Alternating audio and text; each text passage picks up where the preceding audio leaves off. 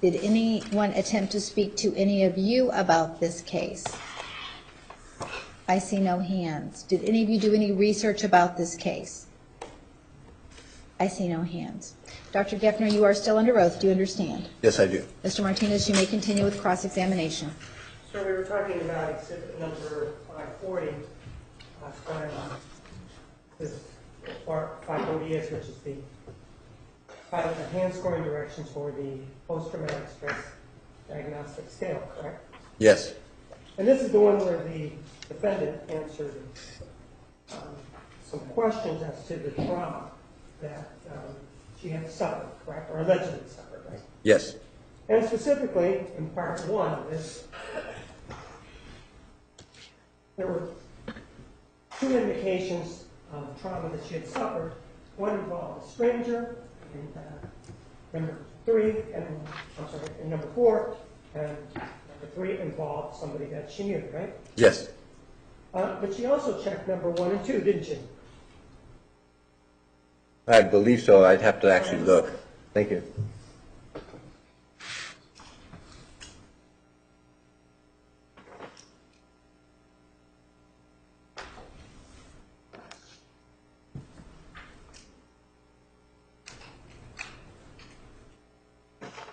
We can just look Yes, at you it. did.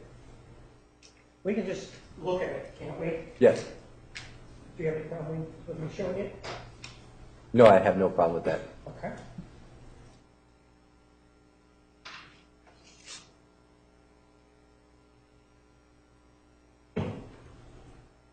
Tape is taking off. So why don't you just tell me what number 1 talks about? Oh, I actually don't have the actual measure with me. I just have her answers. If you have it, I can look at it. Or if you have another one. I didn't bring the actual one. I'm sorry.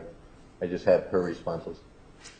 I think it deals with, usually it's other accidents or things like that, but I have to look Or at natural disasters, right? Yes. Go ahead and take a look at it. Ah, there you go. Yes. Accident, fire. Hold on. Oh, I'm sorry. Number 1 deals with a serious accident, fire, or explosion, for example, an industrial, farm, car, plane, or boating accident. She also checked that, right? Yes. And she was talking about a car accident, wasn't she? Yes. Well, at least that's my recollection. Well, when you administered the DAPs, you asked her about it, didn't you? Yes. And she told you it was a car accident, didn't she? Yes. And then the natural disaster, she also checked out, didn't she? Yes. And it involves, for example, tornado, hurricane, flood, or major earthquake. Do you remember what she told you about that? I believe she said it was an earthquake. So she actually checked 4 traumas that she marked off it, right? 1, 2, 3, and 4, correct? Yes.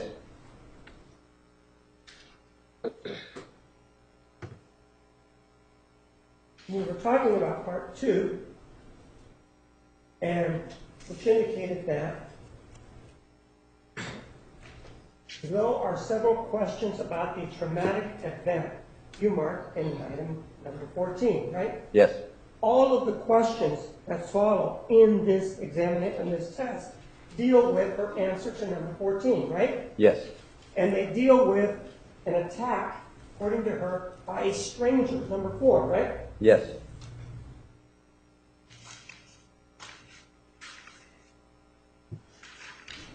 You take a look at exhibit number 550.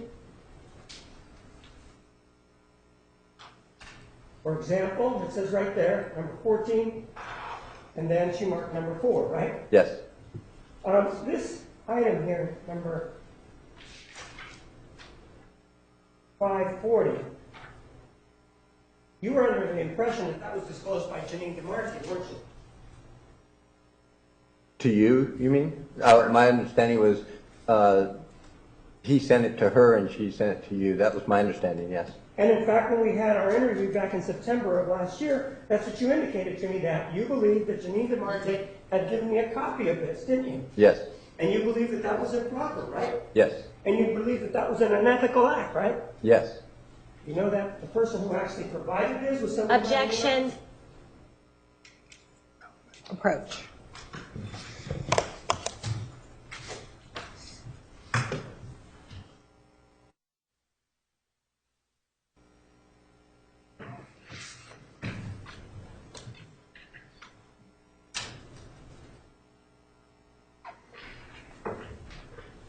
For this exhibit 540, isn't it true that it was actually disclosed by Richard Samuels, an expert retained by the defendant? Disclosed to you? Disclosed, opened up, so that people could see it. I have no idea. I'm not aware of that. I don't know if it is or wasn't. I'm not aware of it either way. Sir, let's get the players straight. Richard Samuels was an expert psychologist retained by the defendant, correct? Yes. And this individual, Richard Samuels, is an individual who conducted an examination of the defendant, and he did have an evaluation that was in writing, correct? You mean a report? Report, whatever you want to call I believe so. it. Take a look then. Trying to remember if he actually wrote a report.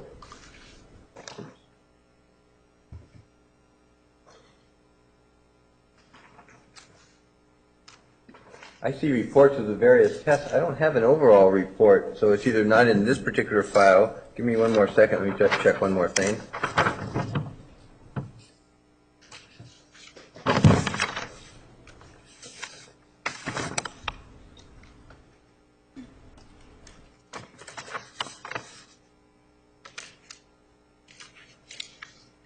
I know he testified. I actually don't have in my file here, unless it's in all the other notes that I didn't bring, but I don't actually have a report of the entire evaluation. I have reports from different instruments. The answer is you don't have his report. It could be that he wrote one, but you just don't have it. Objection, Not with me. translation. Oh. Overruled, you may answer. Not with me, that's correct. So I don't have that with me. I'm not asking you if you have it with you. I'm asking you whether or not you ever reviewed a report by Richard Samuels, Ph.D.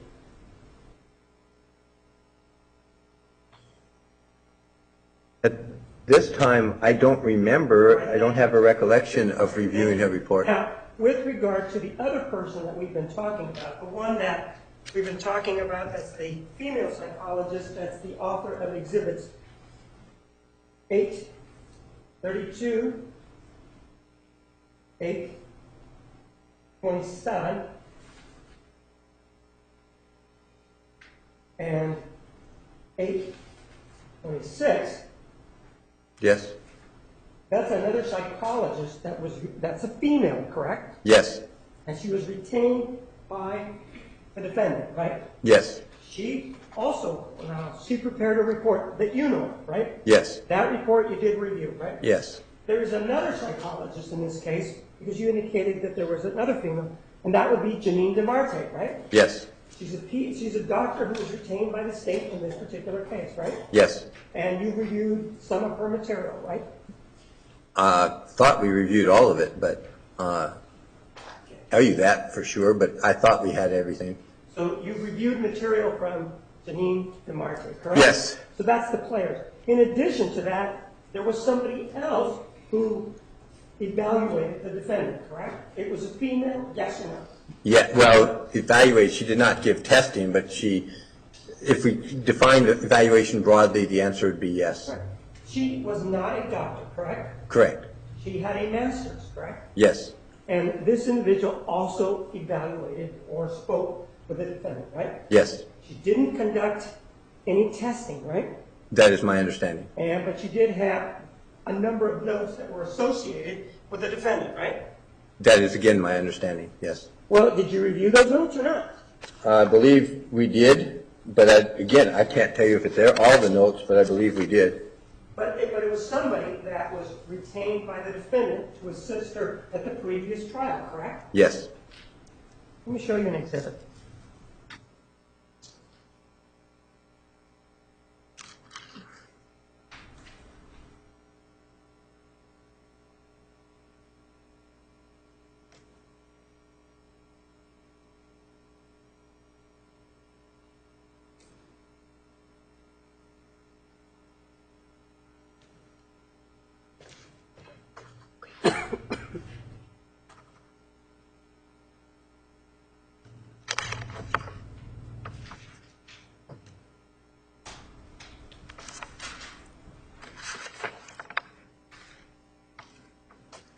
And isn't it true that her notes reflect that Jodi caught Travis? Objection, Judge. it's been marked, but it's not in evidence. Approach.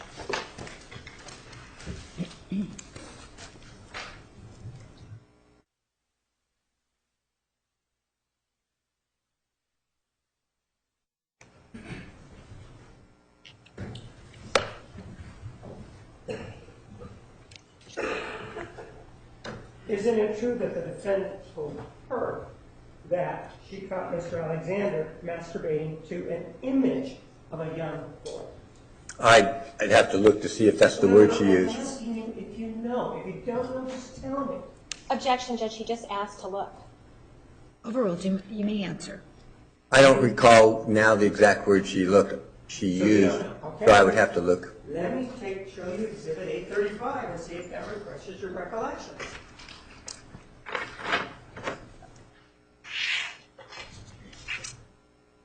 I don't know what's before or after that. You just want me to look at this one sentence out of Sir, look at context? it. You said you didn't remember, right? Objection, argumentative. Sustained. Sir, you told me you didn't remember, right? That's correct. I'm showing that to you to see if you remember. Objection, argumentative. Overruled. I see it says image Sir, on this look at it, sheet. please. I And once just you're done, did. let me know. I'm done. All right, if I may have that back.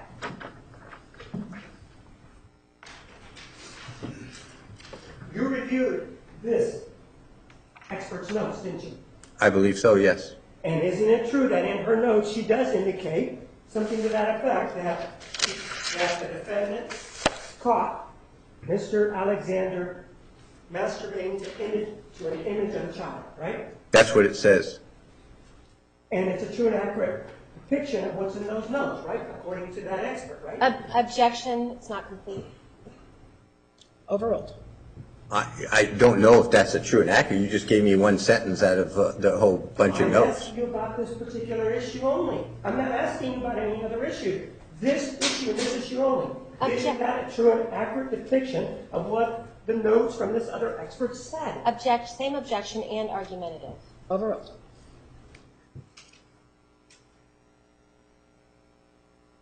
That is an accurate depiction of the words you just showed me. I don't know what the context is. I don't know if that's accurate of what she said or didn't say. That is accurate statement of what I just read that you just handed me. I can't tell you any more, especially without the context. You did review the notes, didn't you? Yes, sir. And these words that you see in Exhibit 835, isn't it true that they appeared on this other expert's notes? Objection asked and answered. Overruled. As far as I can tell, based on what you showed me, I would say yes. Then I move for the admission of Exhibit 835. Objection, rule of completeness. Overruled. Exhibit 835 will be admitted.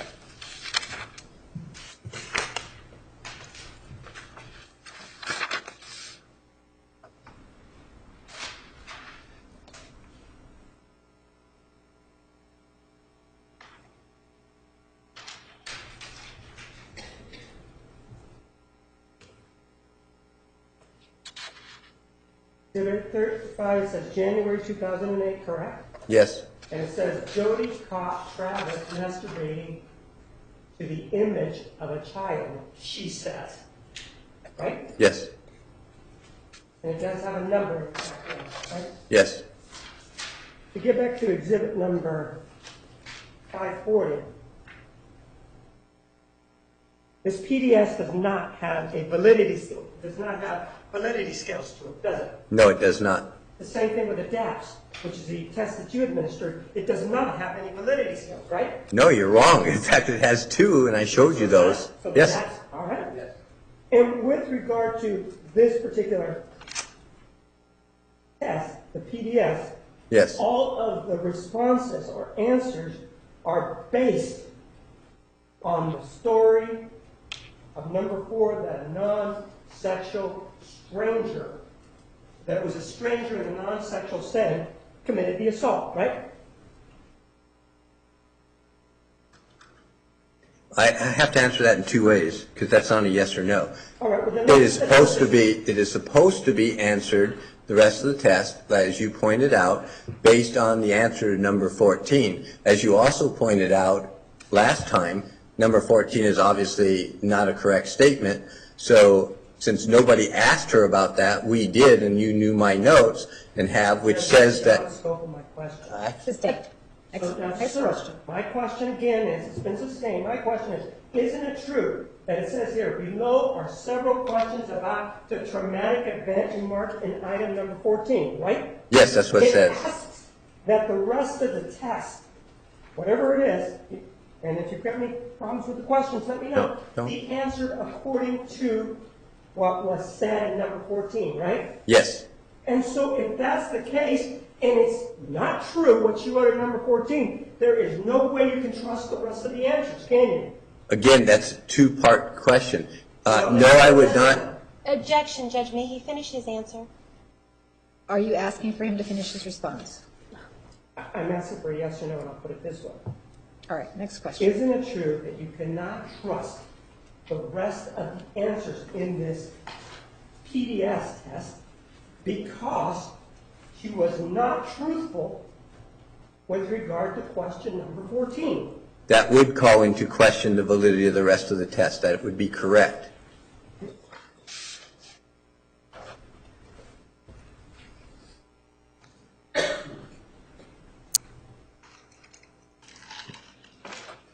So you did administer the so-called DAPS test, right? Yes, sir.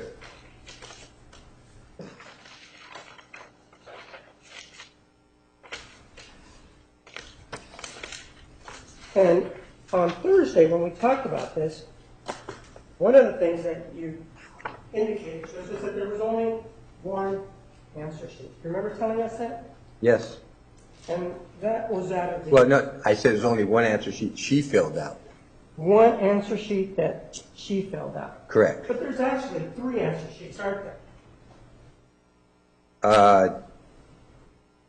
No, I think one's a duplicate if you're looking at it. Well, why don't you take a look at your file and tell me how many answer sheets you find in your file? Well, you have to define, because this is a carbon and it goes through. It's not a different answer sheet, it's one. Sir. And then there's another one I that, don't want an explanation, I want an action.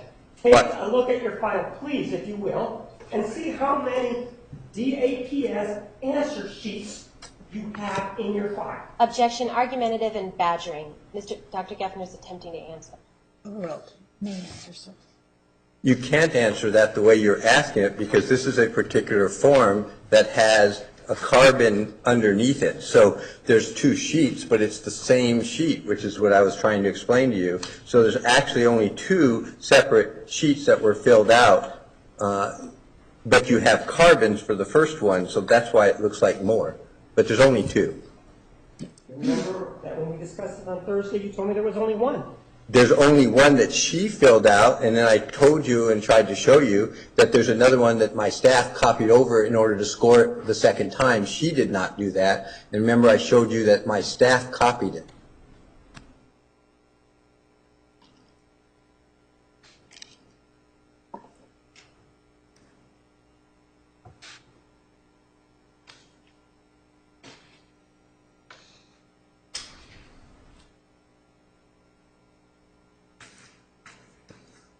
We're not about to get into copyright issues again, are we?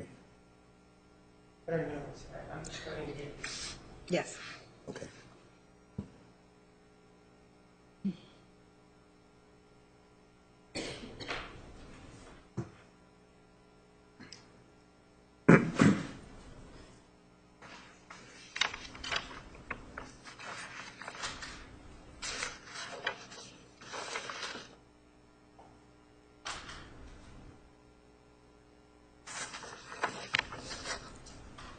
Take a look at Exhibit 836, do you recognize it?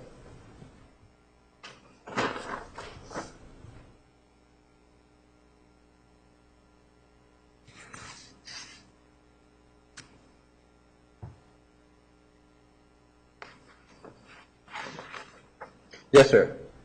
And isn't that, except for the items that are deleted that you don't want to show, isn't that a true and accurate duplicate of what you have in your file? It's a duplicate of one of the things in my file, Is that yes. or no? Yes, it is. Thank you.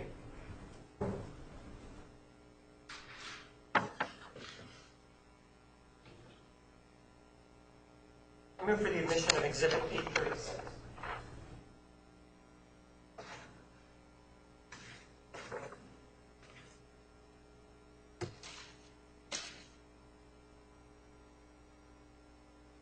Judge, may we approach? You may.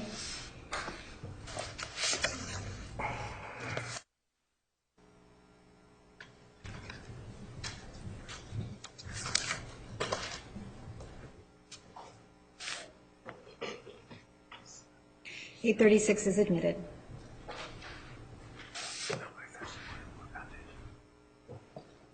Let's take a look at this. Yes, sir. It does give the name of Jodi Arias on it, right? Yes. Gives the age of 33, right? Yes. Sex female. Say again? The sex is female. Yes. And then it says that the race or ethnicity is Caucasian, correct? Yes. The date is 10/9 of 2013, correct? Yes. That's the date when you administered this test twice, right? Yes. And it does say at the top of it, current, right? Yes. And if you take a look at yours, other than whatever may be here, there are no markings on the bottom, are there?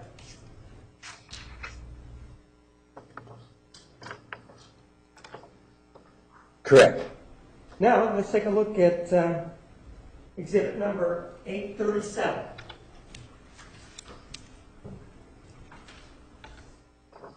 Okay. Yes. Do you recognize that? Yes. That's a true and accurate copy of the DAPS answer sheet of October 9th of 2013, right? Before I corrected it, yes. So the answer is yes, it is, right? Before I corrected it, that's correct. Part of the answer sheet. I mean, it's the first page. Move for the admission of exhibit 837. Any objection?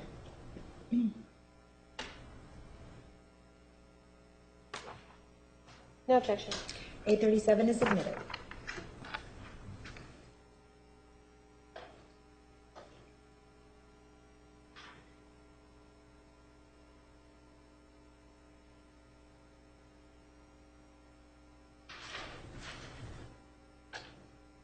Take a look at 837. Again, gives the name Jodi Arias, the age, and the sex, correct? Yes. And then also gives the date, right? Yes. You filled this out, didn't you? That part, the top part, yes. And on the other one, in 836, somebody else filled that out, right? Yes. Is that Stephanie Platt? No, I believe that was Dr. Jami, if I remember correctly. So somebody else filled that out and put the part current on the top, right? Yes. And they were the person who administered this test, didn't they? No. You were there. Pardon? You were there. Yes. And so you're saying even though they, whoever this other person was, filled this part out, you administered the test, right? Yes. At the bottom of this test, we have something else. We have here number 1, for 2008, prior to the murder, DV, etc., right? Yes. This says domestic violence. That's what that means, right? Yes. And you put that on there afterwards, right? No, that is what was put on, well, afterwards, yes, later that same, at the end of that day. So you put that in. And then, on number 2, now in jail after 2008, but is what that says, right? Yes. But including the date of the murder, right? Yes. Those were the parameters of the 2 tests, right? No. Well, that's what you wrote, were the parameters of the 2 tests, right? That's correct. That is what I wrote at the end of that day. And isn't it true that after you saw the results, that's when you went back and you changed it, didn't you? No. Objection. Argumentative. Overruled. Well, sir, didn't you tell us on direct examination that it was in September of 2014, during the interview with me, that you noticed the error? Do you remember telling us that? Yes. So you changed it after the results were in, didn't you? Oh, but that's not what you said the first time. The first time you said Yes, after you did. I read the results. Let's look at the first time then. Oh, yes, it was long after the results were already done. Right, and after you knew what the results were, then you decided to change what was here. No, that's, Objection argumentative. Exhibit 837. no, that's misrepresenting what I said. Objection. Oh, Argumentative. Overruled. No, that's misrepresenting. As I told you that day, the results were already in. We already knew the results. I caught at that day that the wording of that was wrong, told you that, and we corrected it, and it had nothing to do with the results. It had to do with really realizing that I wrote the wrong thing, which is what I then corrected. But the correction was made almost a year after the results were in, right? Almost correct. Take a look at Exhibit 838.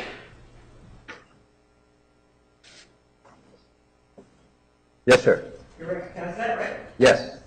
And that's another answer sheet for the DAPS. What's not the other one? It's the same one. That's the corrected on the bottom. It's the same sheet. It's different than Exhibit 837 that we're looking at, right? Well, the sheet is not different. The wording is. Correct. The wording is different than what we're looking at 837, right? Yes, sir. But it is a true and accurate copy of what you have in your file, right? Yes, sir.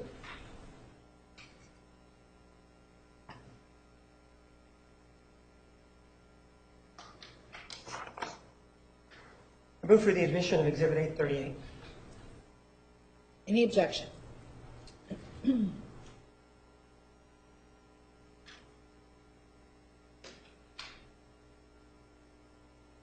No objection.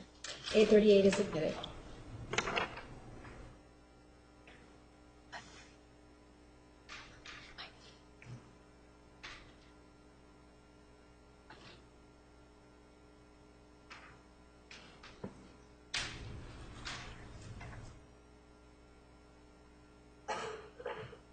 This is what it looks like, correct? Yes. That's the same. 838, right? Yes. And the top is the same as the one you just showed. So it does look the same, right? Yes, sir. Then we go down to the bottom, and then this is the one that you changed, right? Yes, sir. And now what you're saying is, on the first test is for 2008, including the date of murder, and then you put PV, et cetera, pre-jail, right? Yes. And then 2, now in jail after 2008, but not just including the day of the murder. And then you also added something else, though, beyond the time limit, though, didn't you? Beyond the what? Beyond the time limitations, you added something else, didn't you? Yes. And you added DV in general, post-jail, right? Yes. So that has nothing to do with the time period, does it? I'm not sure what you're saying or asking. DV in general is talking about domestic violence in general. It's not talking about a time period, is it? No, it was talking about in 2008. That's what she identified. And the part that I showed you that you were not, doesn't show here is the notes on the left that I wrote. Sir, this talks about, and this I'm talking Exhibit 838. Yes. The letters DV, which is domestic violence in general, are not included in the other answer sheet, right? That is correct. Sir, and in this one, here, you changed it so that, and when we're talking about post-traumatic distress, you're looking at a traumatic event, right? Or events, yes. Well, when we looked at Exhibit 540, we were looking at a traumatic event, right? Oh, on this, you switched back to the PDS, correct? I'm just talking, yes. Okay. Yes, correct. And in this particular case, in the second one, which is 838, the one that I'm pointing to, Yes. isn't it true that you tell her what the traumatic event is? Don't No, you? no, she Well, does. Let's read it. In number 1, you say for 2008, including the day of the murder, right? Yes, That's what you're referencing, right? yes, That's the cutoff, including the day of the murder, right? yes, Number 2, now in jail after 2008, but not just including the day of the murder. Again, you're referencing the murder, aren't you? as part of it, yes.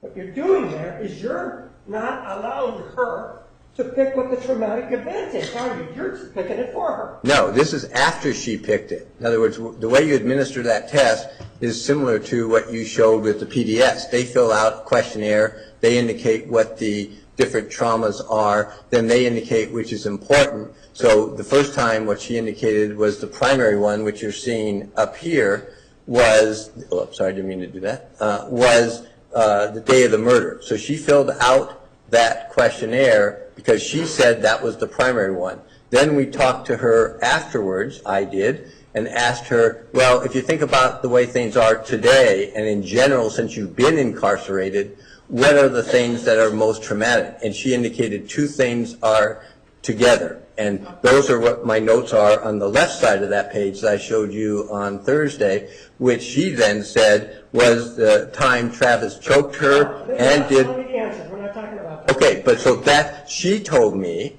that, and I wrote this down based on what I didn't tell her what to do. She did. I labeled it later on, and then as you pointed out, near a year later, I realized I said day of murder instead of jail because I confused at the time. We were talking about the murder and forgot she was incarcerated later after the murder. And so that's when I caught the error of what I labeled, not what she said, not what I told her to do. It's what she told us, and then I labeled it incorrectly.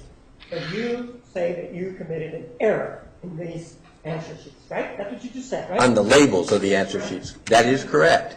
Actually, isn't it true that you were afraid that because of what the answers have been in exhibit number 540, that she might again be less than truthful? Isn't that Objection, what vouching, and argumentative. Sustained. you went back and relabeled them about a year later, didn't you? That is Objection, correct. that's been answered. Oh, sorry. Overruled. Now, sir, in terms of the credibility issue, you're familiar with other times where the defendant has attempted to change what is to be presented in this case, aren't you? I'm not sure. Objection, vague. All right, well then let's take a look.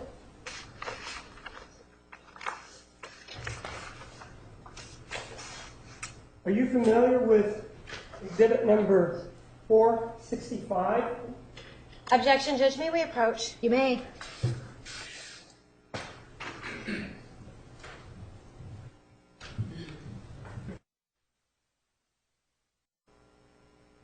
And 10-minute recess, 10-minute recess. Please remember the admonition.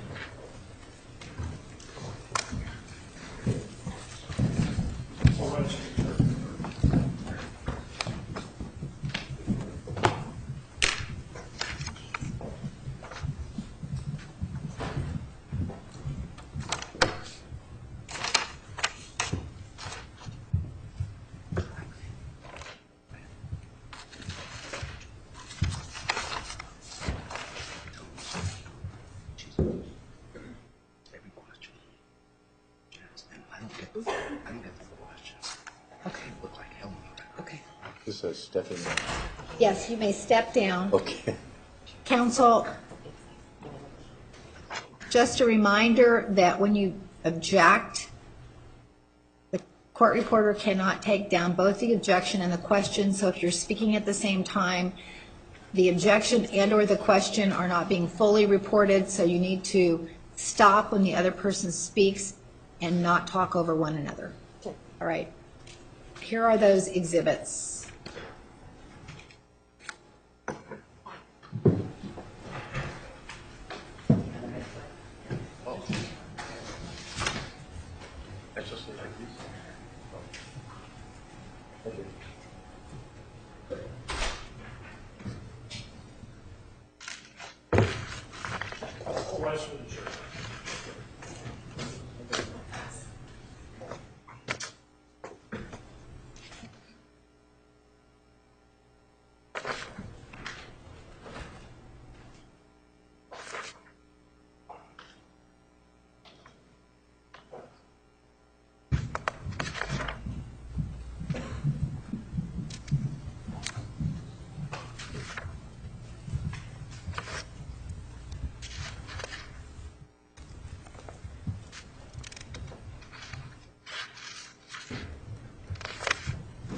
Be seated. The record will show the presence of the jury, the defendant, and counsel.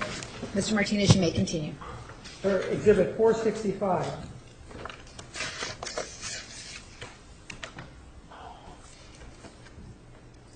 Does have the name on it, doesn't it? Objection, not the question. Overruled. Yes, sir. And the name on there is what? Jodi Arias. Well, actually, read the name. Jodi Ann Arias. And the name of the magazine is? I can't see the rest of it. Photo something. Is there something at the end? This looks like it says Digital Photo What's Pro. on there, okay, please? Objection, I argument. can't see if that's the end of the page there after O. I don't know. Let's do this. Let me just ask you to read what's on the screen. Can you do that for me, please? Objection, Yes. argumentative. Sustained. You can't read what's on the screen, sir? I said I could. What's the word here? Digital Photo Pro. Hold on, let's do it this way. What's the word here? Objection, argumentative. Overruled. Photo And what's the word here? Pro. And written on, hence there is some writing on some of the pages of this magazine, aren't there? I just looked at one. I didn't look at the rest. Well, then I will give this to you, Exhibit 465. Objection, may we approach? Yes.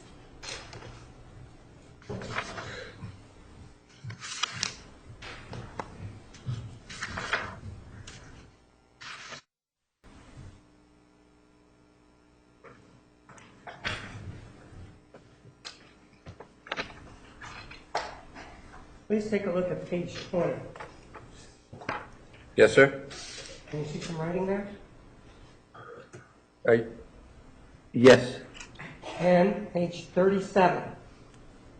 See some writing there? I haven't gotten there yet. Just a minute, please.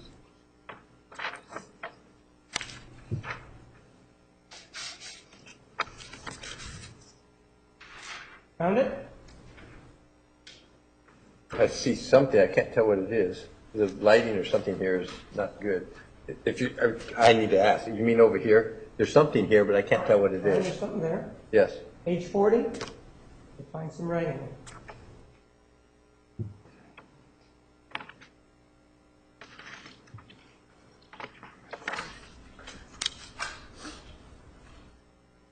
Yes, I can't read it, but it looks like there's some writing there. And is there, do you need reading glasses? Or is No, it's just the lighting and the shade makes it real difficult because it's really written lightly It's and not your glasses, it's the lighting. or it's written real light on top of dark things, so it's hard to see in the lighting. How about page 54?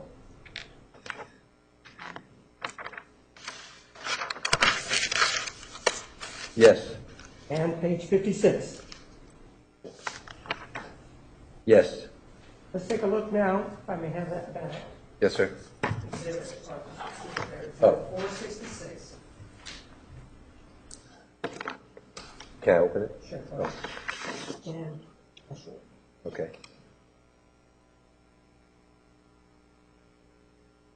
Oh.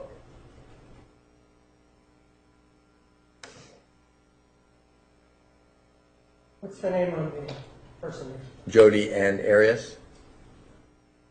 And the magazine is? Star. Take a look at page 82 at the bottom.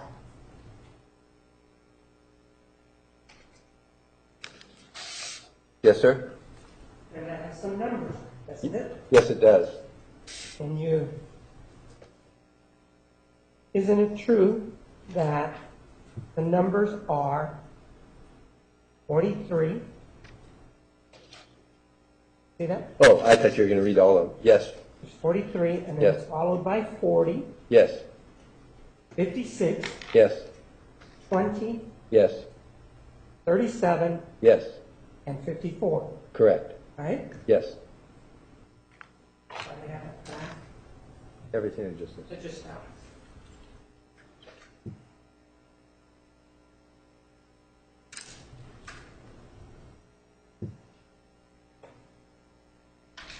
We said it started with number 43. Could you go to page 43 of the magazine that you have there? Yes, sir. What does it say on page 43? Objection, relevance. Overruled. You fucked up what you told my attorney the next day. At least I think that's what it says. Next thing, right? That's what it says, right? That's what it looks like. Go to page 40, which is the next page. No, 40 is before. I'm sorry. Go to in the sequence from exhibit number 466. Put it this way. You see, 40 is next. You see that? Oh, wait, you switched to the other magazine. No. You read page 43, right? Yes. Now read page 40 for me. Oh, read page 40. Okay. It's written on page 40. I'm sorry. I didn't understand. Directly. Oh, shoot. Objection relevance. Overruled. Let's do it this way, sir. Looks like it says, oh, I'm sorry. Let's just put it on the overhead so we can Well, that- all look at it. Sure, that's fine.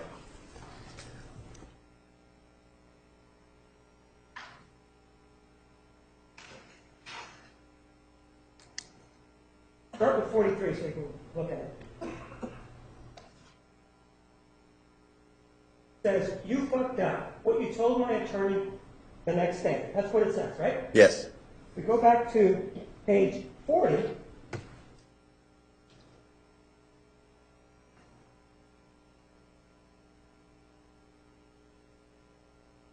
Directly contradicts what I've been saying for over a year, right? Yes.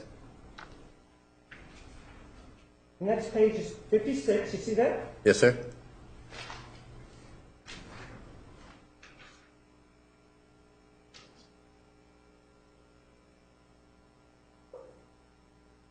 Says, get down here ASAP and see me before you talk to them again and before. That's what it says, right? Yes. We go back to page 20. See that? Yes.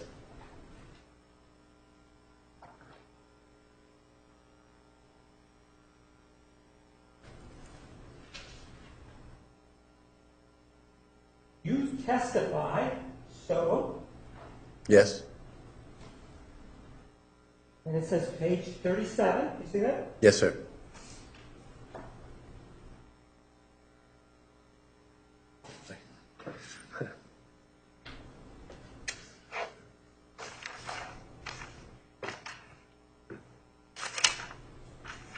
We can fix this. Yes. Yes, sir.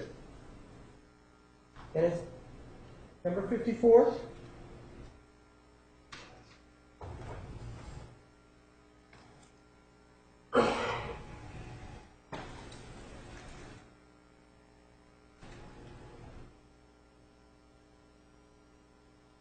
Interview was excellent, must talk ASAP, right? Yes, sir. And if we read it together, it says, take a look at exhibit number 469. Objection relevance. Overruled. Doesn't it say, you fucked up? What you told my attorney next day directly contradicts what I've been saying for over a year. Get down here ASAP and see me before you talk to them again and before you testify so we can fix this. Interview was excellent. Must talk ASAP. If this was written by the defendant, and in light of the answers to the PDS, would that give you pause in your opinion that you reached in this case? Well, first, I have no idea what any of this part Assume means. that it was. Assume that it was. Well, I still don't even know. Objection, Judge. I would ask him to let him finish his answer before he's interrupted. Sustained. I have no idea what we just read, who that's to, or anything, so I can't say I have an opinion about what it means. And somehow connecting that to the PDS is a separate issue. I have no idea. This is, for the dates on there, this is 1 to 2 years later after the other testing, in fact, after almost all the prior testing. So I really don't know what it is or what the connection is. If you're asking me about the issues with the PDS, yes, I have issues with the PDS, but that has nothing to do with this, what you just showed me. I don't even know what that relates to. Assuming exhibit 469, written by the defendant, there were these codes there. We saw the codes. Assuming she wrote them, and assuming that those are the words that she wrote, would that give you pause in your opinion? Objection relevance now. Overruled. I can't say whether this would give me pause, because I have no idea what this is, or who it's to, or what it's about. I mean, there's no context here. So by itself, this would not have any effect on my opinions or the testing or things like that. So what you're saying is this would not have an effect on your opinion, right? Correct. Okay.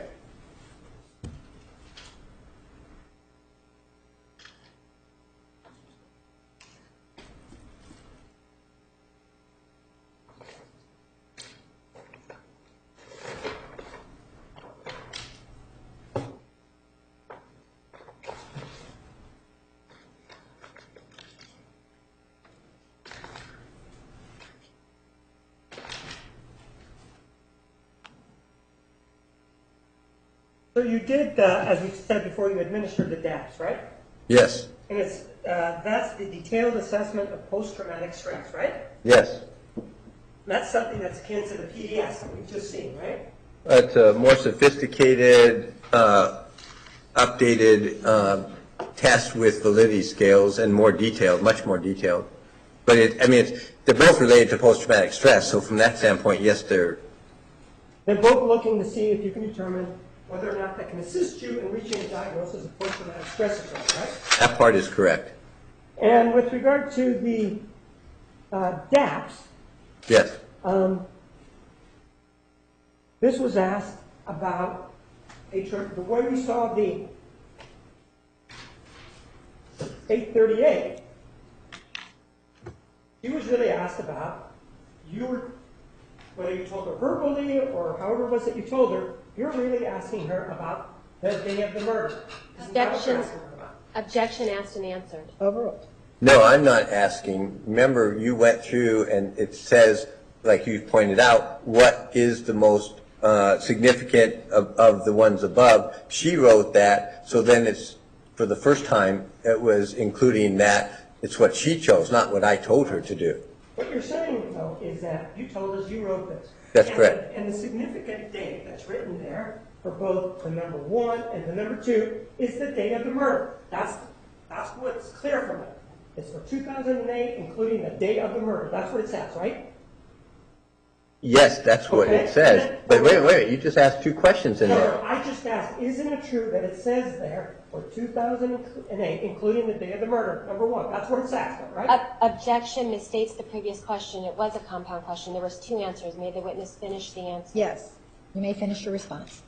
You were saying that it included the day of the murder, but as you see, the correction said not just, and if you actually remember and look at the notes I showed you, the second part, the second time it was administered, she indicated 2 events, so we had her fill it out for that. We didn't, again, tell her which events. You asked the person, and she said when you're talking about more in general and you're talking about current, it was this choking incident with Travis where she where she passed out, thought she was going to be killed, and it was the day of the murder. So we said, okay, fill it out for that.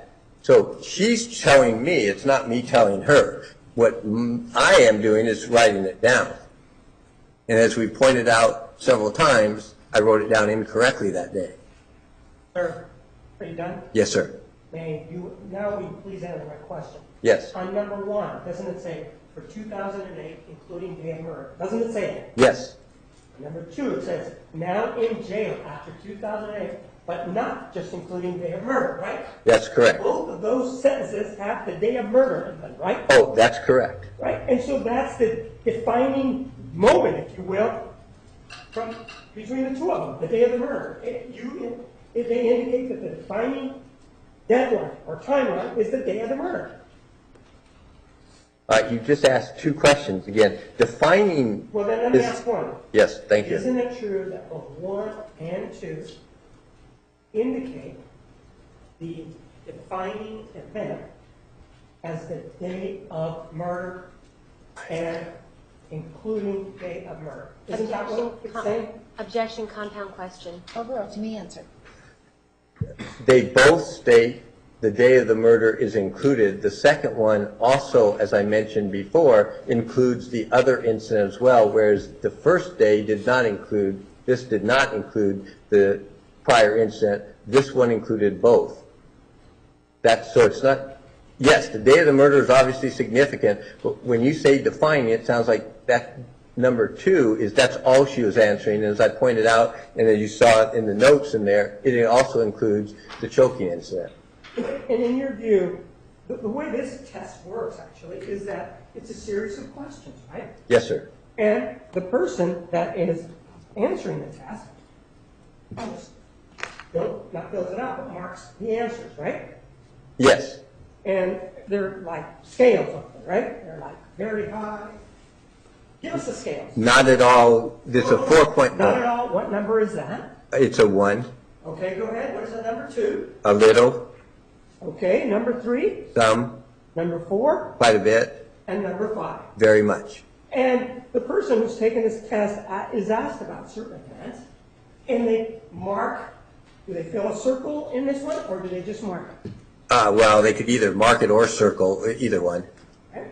And in this particular case, they are being asked about acts of domestic violence, aren't they?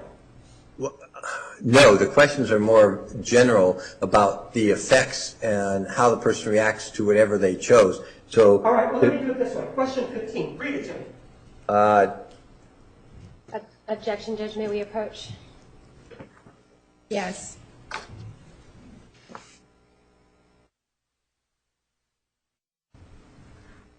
Ladies and gentlemen, please go out into the hallway for about 5 minutes. We'll be back with you shortly. Please remember the admonition. All rise.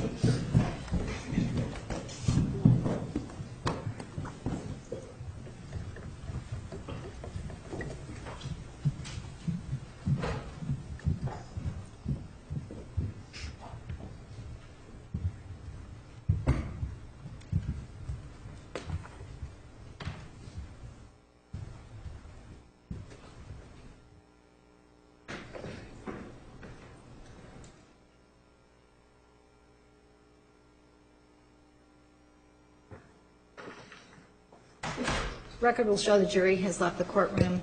Mr. Martinez, you may pose your next question. What is, may I ask the judges? Yes. Okay, what does question 15 say? Your Honor, we're starting to get into copyright. I'll be glad to talk about the general, but to read a specific question with an audience here after everything ends up on the internet, I can't do. That's putting me in jeopardy and the test. I would be glad to talk about, in general, what the questions do, but not reading a specific question. All right, what would your response to Mr. Martinez's question be? That the first series of questions deals with the feelings of the person regarding the incident they identified when it was really bad. Other series of questions talk about their thoughts, talk about what types of behaviors the person has exhibited since that incident, things like that. I don't mind being general, but to start reading specific questions with an audience and everything else, that starts getting really difficult. And it also brings into question how he has those questions. All right, Mr. Martinez. Is he asking me how I have this question?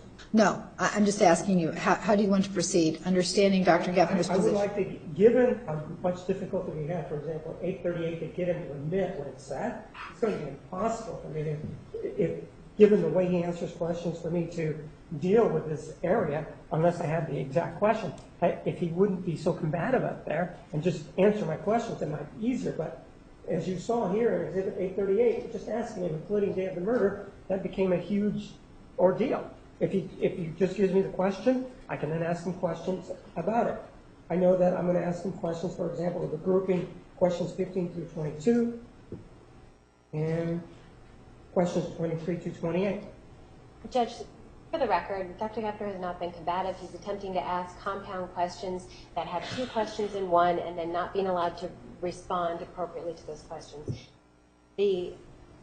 What Dr. Geffner is saying is that he is not willing to put anything in open court about the information that is copyrighted. So he said he's more than happy to discuss it generally, so why can't we proceed with that? That's all that Mr. Martinez is supposed to know anyway. All right, I am not going to require the witness to read the question verbatim. You may inquire about the nature of the question without having Dr. Geffner read the question verbatim from the test questionnaire. All right, let's bring the jury back. Here, Your Honor. All rise.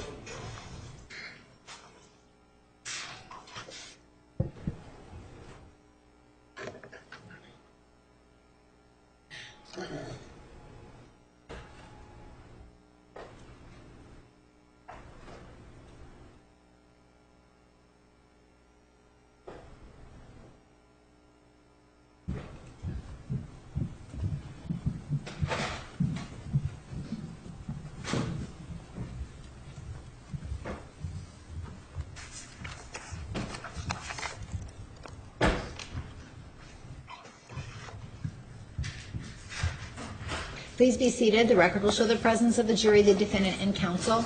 You may continue. We were talking about I asked you about question 15, right? Yes, sir. And with regard to questions 15 through 22, they are a grouping of questions that deal with emotions, right? That's correct. And it's a static request or static. It deals with the emotions in a static fashion, right? Well, I need to know what your definition of... Whatever the question says, that's what I'm asking. Doesn't it ask something to the effect of the fear involving this incident here? Doesn't it ask about It does ask about the different feelings the person has during the experience. Let's talk about 15. Doesn't it talk about fear as it's related to the day of the murder? Isn't that what we're talking about? Those questions in the series you just mentioned talk about the person's feelings. They deal with different types of feelings that they experienced and at what level they experienced it during whatever their experience was. You're giving me generalities. That's correct. I want specifics. With regard to question number 1, don't read me the question. Doesn't it talk about fear? Yes or no?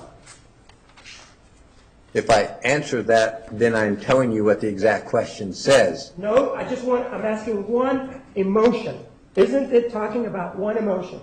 Objection, Judge, with regard to what we previously All right. discussed. Can you answer the question without violating your concerns previously discussed? No, because he's asking me about a specific feeling and a specific question.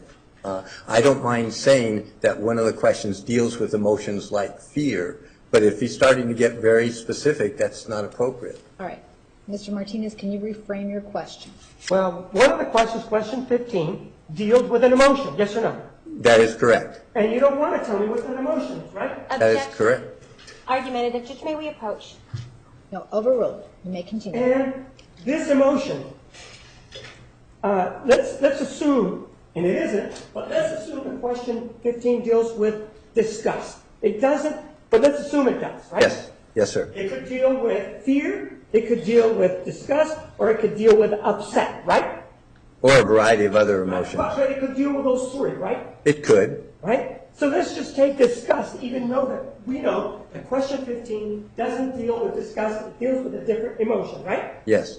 And it asks a response from the person at the time that this, and I'm talking about 838, that this event occurred, the murder. It asks about that emotion at the time of the murder, right? Some of the questions deal... No, question 15. No, you keep going back to a specific... Your Honor, this is getting really borderline. I'm glad to answer the questions. All right. Is this a hypothetical, Mr. Martinez? Let's assume it's a hypothetical. Okay. And the first question deals with, you want to call it fear, disgust, or upset? Which one do you want it to deal with? All right, we'll pick upset. Upset.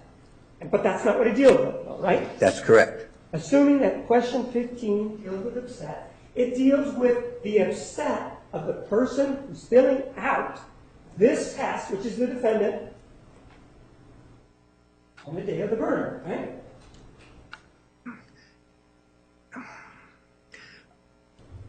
That is part of what it does. It also is doing two other things. It's asking at the worst point, in other words, their strongest emotion, not just, and it's also, some of the questions are asking at the time, some are asking that time or soon after, so they vary. It calls for, question 15 calls for a static response, doesn't it? At worst, what was that feeling? If that's your definition of static, yes. At worst. And with regard to question 15, which we said may be upset, in test number 1, she answered that she was very, to use your term, upset, right? I have to look at what, It's number 5. okay. Very much. Yes, and Right. And with regard to question, test number 2, because she provided answers, right? yes. And that, both of them reference the day of the murder, don't they? Test number 2 included No. both. No, you just asked a question about test number 2. As I pointed out, test number 2 dealt with two things.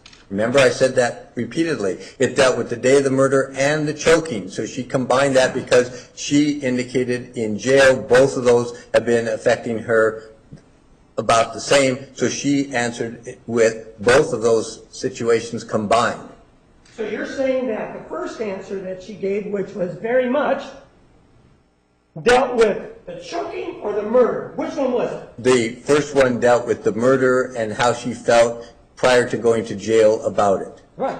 But if you're saying that it includes the choking and the murder... Not the first time. Let me just ask my question. Yeah. Isn't it true that if it deals with the choking and the murder, the only person we're talking about is Travis Alexander, right? That is correct. And the only time that could have happened is before the murder, that he choked her, right? Right? Yes. Right, it could be. So if we're talking about the choking and the murder, as you say, it should be the same answer for both one and number two, because it involves the same guy, right? No. This is talking about what her feelings were and reacting back in 2008. This was talking about how it's been affecting her since she's been in jail more currently and what are her feelings more recently. Okay, so her feelings, what you're saying now is that number two is what her feelings were about the murder or about the choking. Which one is it that she's now talking about in number two? Which one is it? Objection, argumentative, badgering. Overruled, you may answer. Both. But how do you know if you administer this test with those answers, how do you know she's talking about the choking and not something else? Because it doesn't refer to that. Objection. In question number 15, does it? Objection, argumentative, compound question. Sustained. Question number 15 doesn't make a distinction between the choking and the murder, does it? No. So you're interjecting that, aren't you? No. Well, let's go back and ask about upset again. Okay. You said that the answer to number 15 on the first one was very much, right? Yes, sir. And you can't tell me if she was very much upset about the choking or the murder, because it doesn't distinguish it in number one. No, you keep changing this. Number one did not deal with the choking. Well, Number one dealt with, and what she indicated, was at the time dealing with the day of the murder. So choking wasn't involved in test number one. all right, let's take a look at Exhibit 838 to make sure what you're Yes. telling me. Right. You take a look at it, and let's read number one, what it's supposed to be. Yes. Well, just read with me and see if that's what it says. For 2008, including day of murder. It does say that, doesn't it? Yes. And then it also says domestic violence, etc., doesn't it? Yes. And it says pre-jail, doesn't it? Yes. The other one talks about post-jail. There can be no domestic violence post-jail, can there? Involving Mr. Alexander, right? Correct. Cannot. By definition, all of the domestic violence has to be for 2008, including date of murder, doesn't it? Objection, argumentative, yelling. Overruled, you may answer. Yes, number two deals with prior to this. What I'm saying is, you said that we don't know what she was talking about, either the choking or the murder, but by definition, only time that both of those could have happened is 2008, including the date of the murder. By definition, right? The answer to your first part of that question is that's not what I said, that misrepresents what I said. The answer to the second part of the question is yes. So are you saying then that with this test, how do you know when she's answering, for example, the upset question, how do you know if she's talking about the choking or the murder? You don't, do you? In doing the second part, what she indicated is that both those things are intercombined now in her memories, in her feelings, so she's answering for them combined. They weren't separated out in part two in this one, so they were both part of what her experiences were, so she combined them in answering the questions. They were not separated in her mind, not mine, in hers, not me telling her. She's telling us that in jail and more recently, those two things keep coming up. I got it. So I can't distinguish one from the other. That's correct. So then, therefore, number two is an invalid test because the answers that you are getting could be related to the choking or it could be related to the murder, then, right? No, you, again, misrepresenting about validity of the test. It's their experience and what they define. She defines those two similarly as having the effect on her. So she's telling us what the effect is now in jail of those instances combined. That doesn't invalidate the test. She's combining. You could have 4 things happen in an incident. You got hit by a car, they yelled at you, somebody got out and punched you, and so that incident could include all those. Well, in her definition, in her relaying what's going on, she's putting those 2 instances here together and answering the questions about both of them. I'm hoping I'm making that clear. It's not me telling her, it's her saying at this point, years later, those 2 incidences are intertwined in her mind, not mine. And so that's how she answered it. Now, if you're trying to now ask her, well, which is which, it doesn't appear that that is distinguishable at this point. Are you done? Yes, sir. Answer my question with regard to that. If that is true, that she can't not distinguish between the 2 events, then how can she answer anything with regard to the first test? No, now you're going back to the first test, and there she was able to, at the time prior to going into jail, the main thing she was dealing with, according to her, was the day of the murder, and so she was asked then to fill this out as best she could, that the way things were back before she went in jail about this, because that's what she wrote down. But they were both Exhibit 838. Both of those tests were done on October 9th of 2013, right? Correct. And it's the same person that's filling them out, right? Correct. And that same person is telling you, oh, wait, if you just put the designation as number 1, I can distinguish between the murder and the choking, right? No, you're saying somehow we're doing this. No, I'm saying she is. The person who filled it out. We didn't ask her to distinguish. She's listing these things, and then as you showed Thursday, what was there is she wrote, for the first time, we just say, what is the main thing? And she wrote the day of the murder, and you showed the example what she said. So then the instructions are, fill out the rest of the test based on that. As if, the best you can, it was back in 2008. We already said, this is not the ideal way of administering this test. I mean, theoretically, you're supposed to do it within the last month or 2 after an incident has occurred. Well, when somebody's incarcerated, that already is causing issues because we're trying to go retrospective, which is not the best way to do this. But it's not me again, it's her saying this, and then the test says, okay, go through. She's done with the test now. She fills it out, and then we say, okay, now I don't want you to go back there. I want you to think more how it's been since you've been in jail, more recently, current. When you think of that, what is the incidents that you would answer? And she says, I have both. The 2 things that keep coming up in my mind are the choking incident with Mr. Alexander and the day of the murder. So the question is, can you distinguish? Well, they both come up together and they both go back and forth. So then the instructions are, okay, if you're intertwined, if those are combined, then answer the question now the way it's been affecting you since you're in jail more currently about those. And so that's what this is now, and that the profile's reflecting that. And hopefully that's more clear. Sir, but you told me previously, when I was questioning you, that that emotion is static. Didn't you tell me that? The emotion, part of those emotions, the hypothetical we gave, is at the point, what was the worst thing that you're experiencing, and if you're upset. I thought I was asking. Overruled. You may finish your response. And so therefore, to use the hypothetical upset, based on those experiences, at the worst point, how upset are you feeling about it more recently? Oh, so what you're saying, though, is now, even though she can't differentiate between the murder and the choking, she gave you a response as to how upset she was in number 2, right? In test number 2. Yes, I believe if I understood what you said. And with regard to test number 2, she was now only a little bit upset about it, right?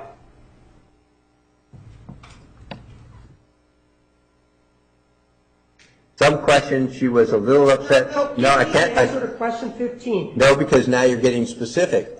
Some of the answers to those questions were a little, some were still very much. They varied, in Sir. other words. Please focus. I'm asking Objection. only about question 15 without telling me anything Oh. about the question. Without telling you, Argumentative. Overruled. You may answer. without telling you what it was, that particular, well, Okay, wait a then let me minute, ask the question, please. Okay. My question, you first told me that the answer to question 15 was very much, right? On test number 1. Right, very Correct, much. correct.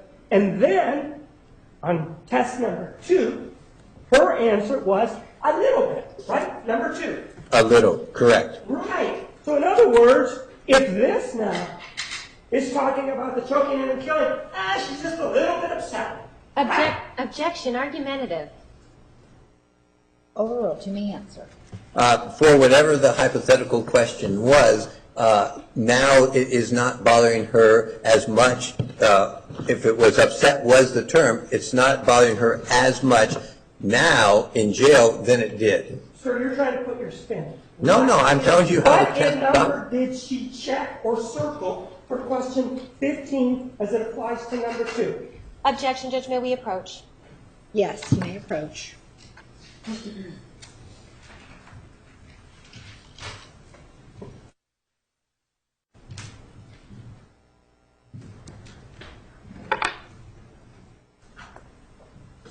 Sir, the reason you don't want to answer the specific questions that are involved, for example, question 15, is because you're concerned about copyright infringement. And hurting the validity of the testing, yes. So the answer is yes, and then you added something else. What was it? And the validity of the test itself. So to get back to question number 15, in the first time she was asked about it, she gave an answer of very much, right? Yes, And in the second test that she was given, she said a little bit, right? well, not bit, just a little. A little. Yes, And the emotion that we were talking about was upset. That's- Even though it wasn't, right? correct. Now, question number 20. It talks about another emotion. What emotion do you want to call it? Sadness. Sadness.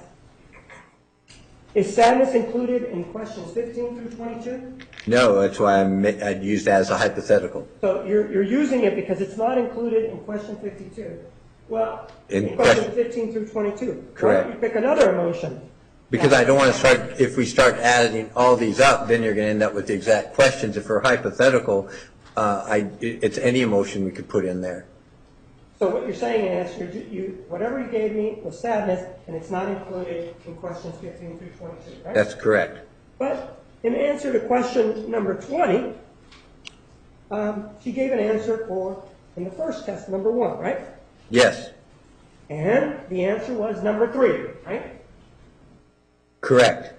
And the answer was 3 is some, right? Yes, Now, with regard to the second test that you gave, she gave a different answer for question number 20, didn't she? yes, Right? Answer was very much, right? yes, Number 5. yes, So the emotion, what is it, sadness, I think you said it was? yes, That's changed, right? correct. Now, question 21. But wait, the emotion didn't change. Her feelings about the emotion changed. So, meaning that the first time, using our hypothetical, she was somewhat sad at the time, and now she's very much sad about it. So it's not like sad changed. It's her perception of how it's affecting her has changed in that example. Let's get to question 20. The answer was what? Is it somewhat or some? Some, All right. the first time, All right. And then for the second test, it's very much. all right. Now, question number 21. Another emotion, right? Yes, And these emotions are static emotions. In other words, they're emotions, she is being asked about emotions about these events that we talked about, right? there's a little bit difference. Some of these questions now, it's not exactly about that time. It's now also includes either at that time or soon after. So it's changed. So my definition of static means this is not completely static because it's talking a little bit more broader. Take a look at question number 1 and see if what you just told us is true. What do you mean by 1? Look at question 21. 21, yes. Read it to yourself. Yes. Okay? And you told us now that this changes. It's at or near, or what is this being changed? During or soon after. So, and that's different from question number 20, right? No, different from the beginning questions in these series. What is the time period for the questions 15 and 20? At the time, well, At the time. one question is at the time of the experience. Another question is at the time or soon after. It changes. It adds in now soon after. You would agree with me that at the time refers to whatever event the person who's taking the test is looking at, right? Correct. That's a static time, right? At the time, right? Yes. So if we're talking about, and let's say question 15 is at the time, at the time of the event, in this case choking or killing, she was asked a question as to the emotions in question 15, and according to her, under the number 1, at the time, the answer was very much. Yes. Very much experienced the emotion, whatever it was, right? Yes. But then, as to number 2, even though she's being asked to think about the same event at the time, No. stroking her, no, I'm sorry. just follow me, please. Yes, go ahead. Sorry. It says at the time, right? She changed it to a little, right? That's 2 answers. Remember, this 2 is asking her now, currently, not at the time. It's changed. That's why I'm telling you, the test is administered when you're dealing with somebody who's locked up, incarcerated for a long period of time. I'm trying in test 2 to get what her current reactions are, not going back to the time. The first test is at the time. This is now, you've been in jail. It's been 5 years. Okay, I want to know what your reactions are generally now to these events. So what she said with our hypothetical is, when it happened, I was very much upset. That's the hypothetical we use. Now, recently, currently, it doesn't upset me quite as much, using the hypothetical. That's not what that question asks, but we're just making up an emotion to get the idea. So it's changed over time.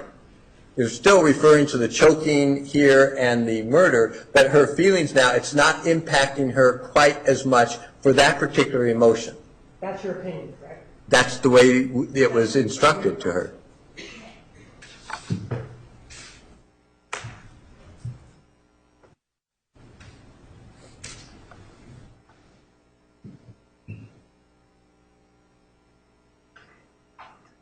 So isn't it true that with regard to question 15, the response should be the same, regardless of whether the test was administered for 1 or for 2?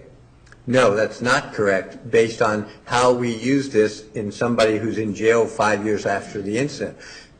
The 2 trauma inventories and all of these are based on a time period. That's what I tried to explain. In other words, within the last month or within the last year. We're going back 5 years. So from that standpoint, we are adapting the test. And in fact, that's what we did. That's what the prior people did who administered. Your person did it too in the trauma. We're just trying to get our best estimates of what things were like then and what they are now. The test itself, if administered completely the way you would normally use it, you do it as soon after an incident, whatever that incident is, to determine the level of trauma.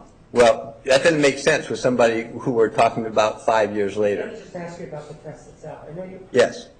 With regard to number 1, question number 15, isn't it true that the words of question number 15 are the same as the words to question number 15 in test number 2?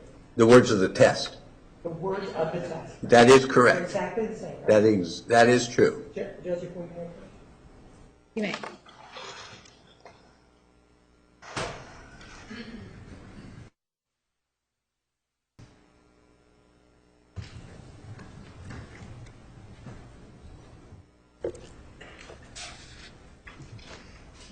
doesn't the question ask the test taker to give her emotion at the time of the event? Yes. And it's irrespective as to whether it's one, the first test, or the second test, right? Except for the instructions we gave her for the second test. Otherwise, there's no sense in repeating it. It's the exact same test. And it would be the exact same answers because it wouldn't be current. If we're dealing only with this, there's no sense in administering the test twice to begin with. So, for example, isn't it true that question 15 deals with either choking or the murder, and the question number 15 is asked with regard to that, right? Test 1? No. No. Test 1 didn't deal with the choking. It dealt only with the murder. That was what she said at the time was the profound effect on her. So what you're saying is that you had a conversation with her. Yes. Test 1, and you decided to only test one thing. No, it's not me deciding. The first time, okay. Because you said that the answer only deals, number 1, with the murder, not the choking, right? Correct.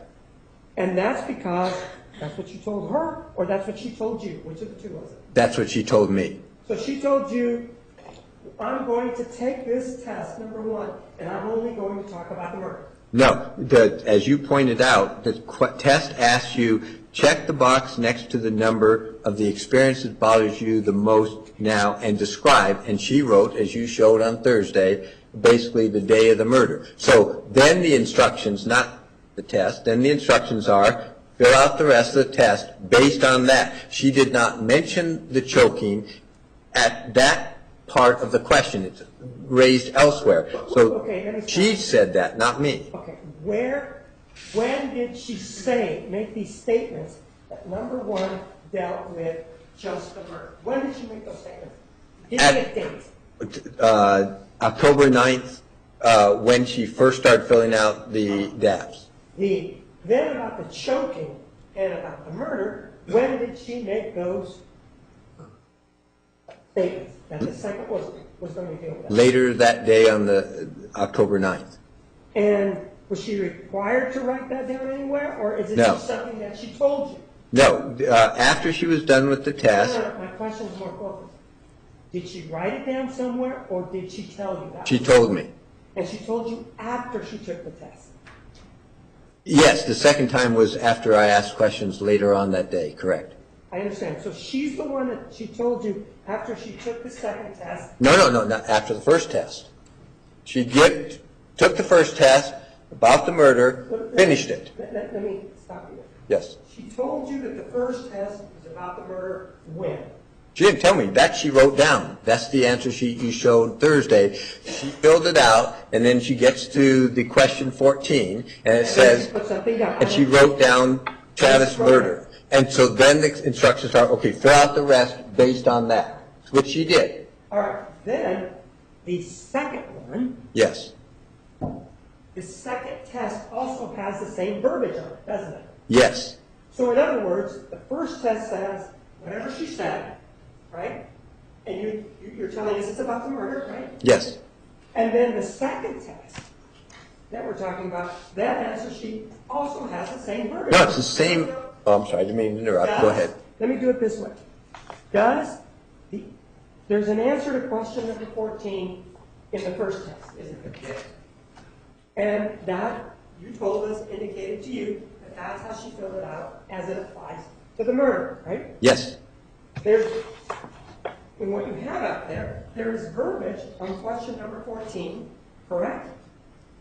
Yes. Right? And it's exactly the same verbiage as it is to the first test, isn't it? No, it's the same sheet. We didn't change it. That's what I'm trying to explain. You keep thinking like there's two sheets. This is one sheet. What you showed before, that's the answer sheet. All right. So we didn't have her rewrite it. She didn't write it again. That was just copied over by my staff. The answer sheet is one. Did not change. But if you look in the notes, when she's done the test, she's already finished it, then I come back and say, okay, now I want you to come to today. I want you to come currently. And currently, what are the things that you've been thinking about bothering you, what would you say? Then she says, which I wrote in the margins, the day of the murder and the choking incident. So then I tell her, okay, then the rest of the test, you fill out the way it has been lately concerning those. And then she did. And so she fills out the second test based on her verbal statement to you that it deals with the choking and the murder, right? Correct. But it's not written anywhere. Right? Yes, it's written in my notes that I showed you on the left. You wrote them in the margin, right? Not That's correct. Question 14. That's correct. And you wrote that notation when? At that time. And this number, test number 2, for example, when we get the answer, whatever it is, the number 15, we don't know if she's talking about the murder or the choking, the alleged choking, right? That's right, they're combined. Every single one of those, how many questions are there in the doubts? Oh, God, good question. 104. And every one of the questions in the doubts, on the second one, we don't know if she's referring to the choking or the murder, right? That's correct. They're intertwined according to her.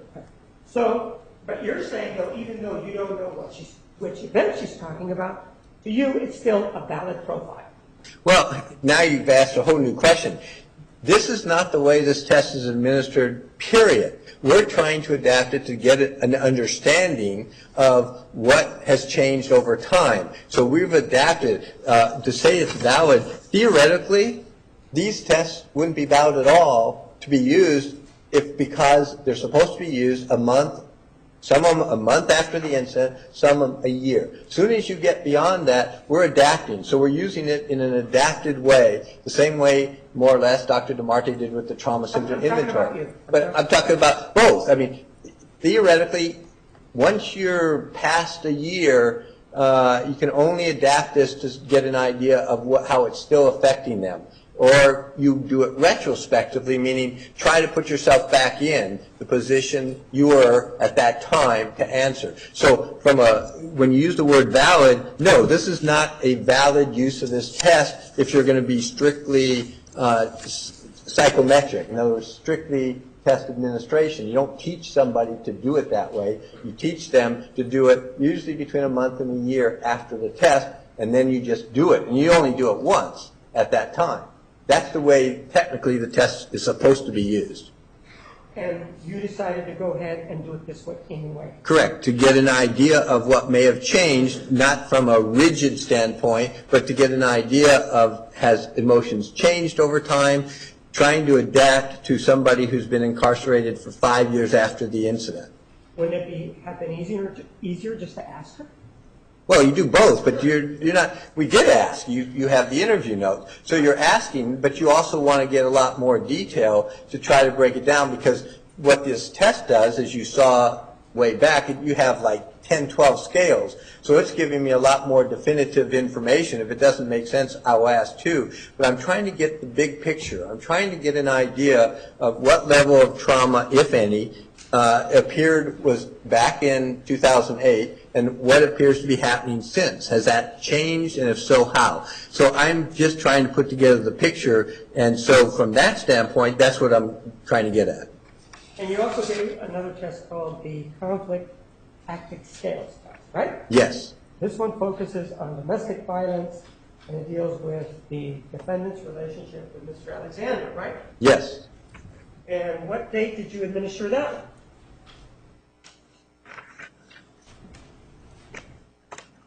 Oops. How about December? It could be. I just wanted to pull it out to make sure. I didn't remember which date. I think it was the second time, but let me just check for sure. December 20th, 2013. All right, you kind of laughed there, and I didn't quite get it. What was the date, please? December 20th. So it's December 20th of 2013. Correct. And this test captures what, when we talk generally, it captures what the defendant may have done to Mr. Alexander and what he may have done to her. It goes both ways, right? That's correct. And isn't it true that she was asked about whether or not a knife or a gun had ever been used And she said never. Objection, Foundation. Where? Overruled. Answer yes or no. I just got to find that question. Take a look at 21. Oh, thank you. That speeds it up. So, yes, I used a knife or gun. Correct. But this is supposed to capture her activity as well as his, and she said never, even though we have photographs of what she did with the knife and photographs of what she did with the gun, right? Yes, That's not, that's inconsistent, isn't it? that's correct. Doesn't that call into question the validity of this CTS conflict tactics scale? I'm sorry, conflict tactics scales test? That one question would be a question. Yes. That answer to that question would be a question. In other words, but you didn't explore it, did you? We did explore it because we asked more about that incident, and then it became clear she did use a knife and gun on him. And sir, isn't it true that they're asked about specific acts that may have happened, aren't they? Yes. And you're familiar with not the Marte, not the one with the masters, but the other person who administered another test similar to this. You right? probably call it the first female psychologist, or are you talking about somebody else? Yeah, that's the one. It's Yes. not Janine DeMarte. Correct. She's a psychologist, right? The first one is Who's Janine female. DeMarte, right? Yes. And that other person also administered a test, right? A variety of tests, yes. And one of them was a partner abuse scale. Yes. And that's broken down to partner abuse scale, physical, non-physical, right? Yes. And also there's a sheet of paper at the top that says how serious was your abuse, right? Yes. Isn't it true that the answers that she wrote, she being the defendant, wrote down in your test, the conflict tactics scales are inconsistent with the domestic violence that she described in the tests that were administered by the female psychologist obtained by the defendant? Objection, Foundation. When? Which ones? Overruled. You may answer. Give me a second, please. Sure.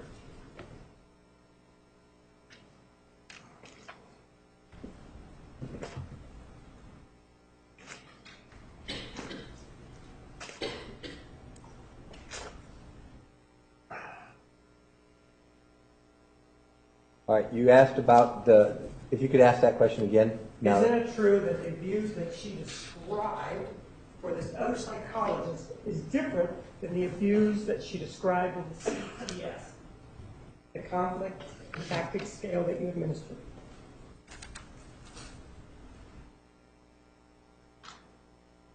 they asked different questions. Well, then let's put it this way.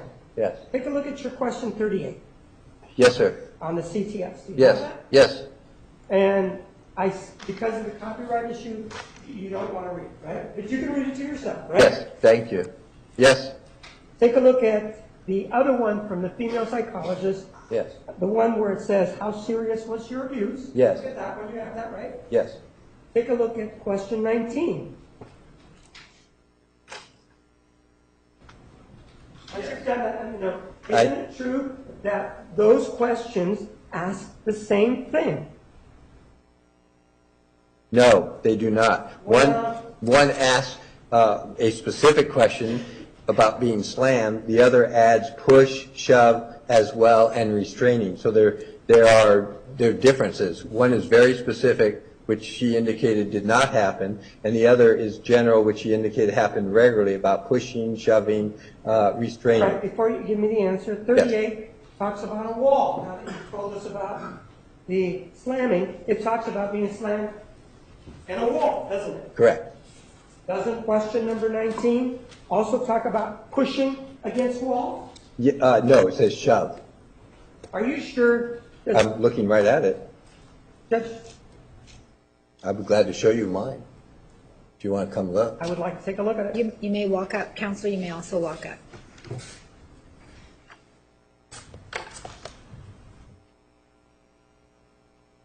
This- 19? Yes. There it is. Yeah, I said shove, not push. Shove you against walls. So I corrected. Oh, that answers my question. Okay.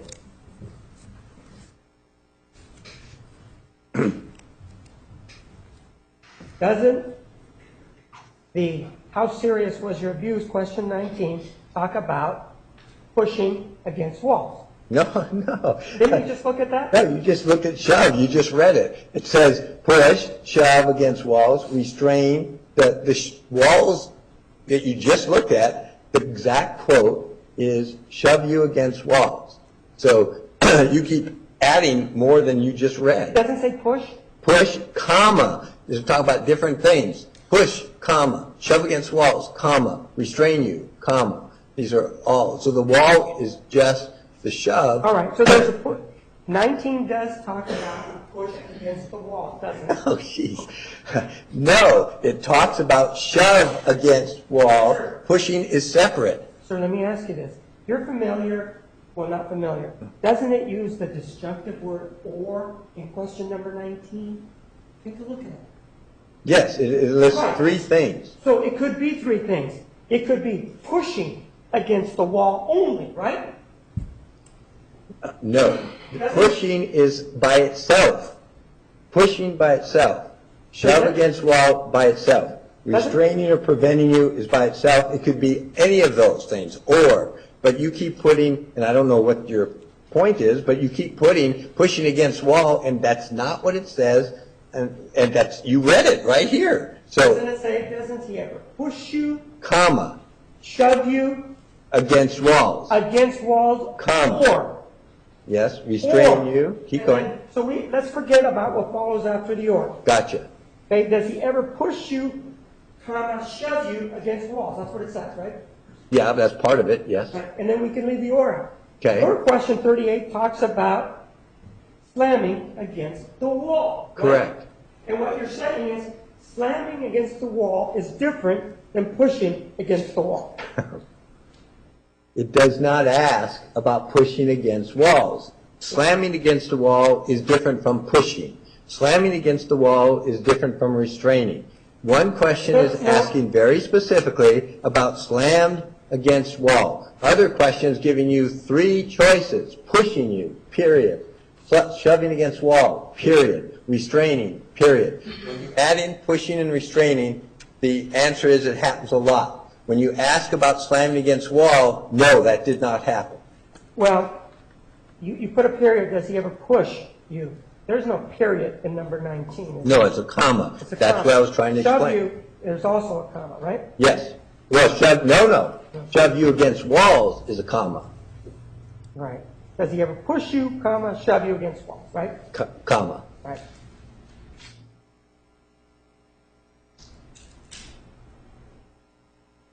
Question 48 on your CTS.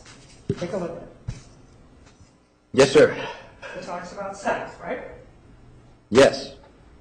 And it talks, and if you feel comfortable with me asking the question or not, or do you want to just read it? Which way do you want to proceed? I've read it so far. Maybe you can ask. I don't know what you're going to ask. I was going to ask what the question included. Okay, I can make it general, if that's okay. Well, don't make it general, read it to yourself. Well, I did. Isn't it true? Take a look at the partner abuse scale physical. Yes. Oh, physical. Whoops. Hold on. Give me a second to get to that one.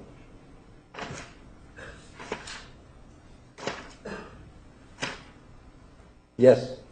In your question number 48, Yes. she responded, never. Correct. Correct. And with regard to question number 1, in the psychologist's partner abuse scale physical, she said some of the time, right? Yes, there's a wording difference there, too. Well, let's examine it. Do you want to tell me what the question is? Yeah, I'll do that one. You will read that one? Yeah. Okay, let's start As long as we with, don't get into too many of them. you want to get into this one, okay. Well, no, I'll just tell you. I mean, I don't. Go ahead, read question 48 for me then. My partner used force to make me have sex. And she responded. Did not happen. Correct. Never, right? Correct? Correct. All right? Then we go to the partner abuse scale physical, and it says what? My What's the- partner physically forces me to have sex, and she said some of the time.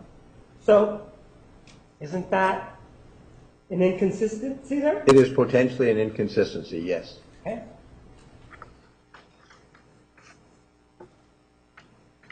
How about question 52? It also deals with sex. Yes. I mean, yes, I read it. What is, Right? And then take a look at the partner abuse scale non-physical, question 17. yes, Go ahead and read the question. I did. There is a difference in the wording again. Do you want to read the question? I just tell you the difference. One's, Well, no, don't tell me the difference. I'm asking whether or not you want to read the question. Or... I'll read just the part, and then if you want to ask more, we can see if this will answer your question. Well, let's do it this way. Question 52, her answer was 6 to 10 times, right? Correct. And in question number 17 of the partner abuse scale, non-physical, it was all of this time, right? Yes. Those answers are inconsistent, correct? No, this one it's more difficult because, and I'll say it and then you can ask more. One talks about demanding it, whether wanted or not. The other says insisted when I did not want to. So it's you're getting at the same general idea, but you're not. When you word questions differently, you do get different answers. Is that an inconsistency? Possibly. Possibly. All right. Sir, one of the things that you talked to us about was that Mr. Alexander, through text messages, maybe emails, and maybe through GChat, I think, at some point in his life, and the times are there, had an ongoing contact, if you will, with other women. Remember you talked about that? Yes. And one of the things that you said is that, no, you weren't talking about him, you were talking about the conduct in relationships, right? And his The relationship, yes. And you said that that was manipulative, right? I said that certain aspects of it appeared manipulative, yes. And so at the same time that those are going on, because if we want to, isn't it true also, do you know who Ryan Burns is? Well, not personally. I know the name is in the, yes. Right, and you know the name because that's the person that the defendant had contact with via phone and these through text messages, right? Yes, that's my understanding. Right. And this was at the same time that she was having phone conversations, text messages with Mr. Alexander, right? Toward the end, yes. Right. So it was, Mr. Alexander was in Mesa, right? Yes.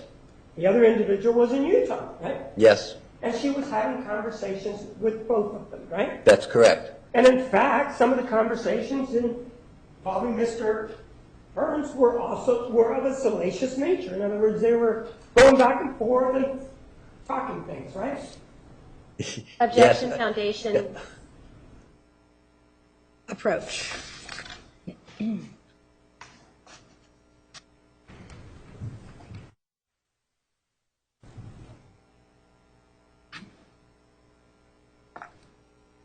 You're familiar with them generally, correct? It's not that you know them word for word, right? Oh, correct. And this is not a test where, in other words, your view is you know generally what was going on between the two of them. In other words, you knew what was going on, right? Yes, I think so. There was a mutual interest in both of them, right? Yes, that was my understanding. And they expressed it a certain way, whatever that way was, right? Okay, yes. But if she also is doing that with Mr. Alexander, using your definition, isn't she being manipulative in that relationship? That one meaning Mr. Burns. possibly. You'd have to look at it more carefully or look at what's going on with the two. That would be a possibility. Okay.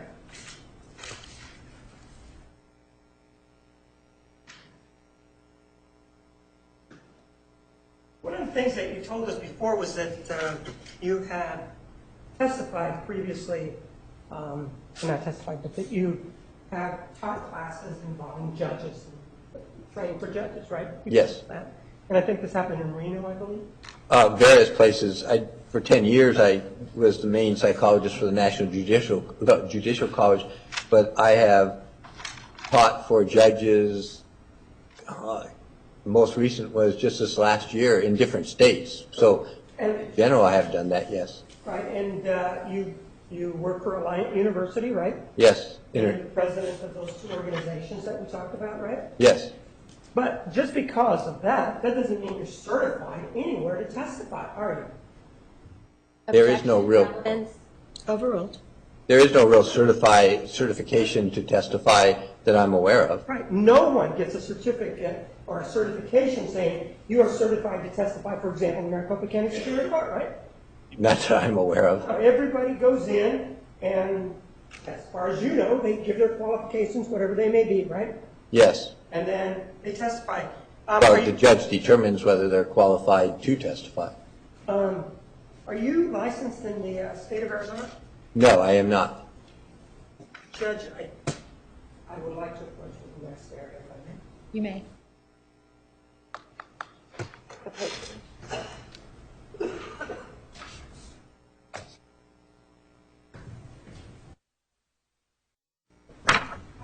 Gentlemen, noon recess. Please be back at 1 o'clock. Please remember the admonition. Have a nice lunch. You are excused. And you're free to go.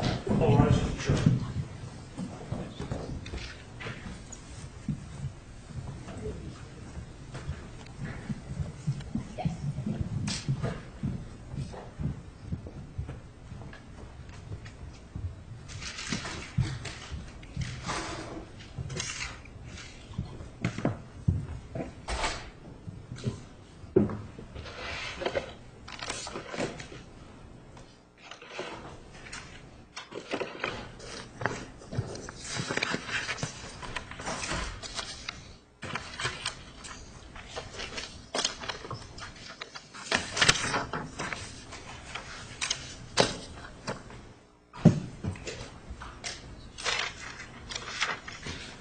As well as the other one, which was the Star magazine. Do you remember we talked about those? Yes, sir? And in fact, you knew about those magazines before today, didn't you? No, I did not. Well, sir, isn't it true that they're included in your summary? No. Which is our Exhibit 828? Then they might be. Let me look. I didn't remember them. Well, why don't I give you Exhibit 828 and take a look at the page that I have here. Take a look at it.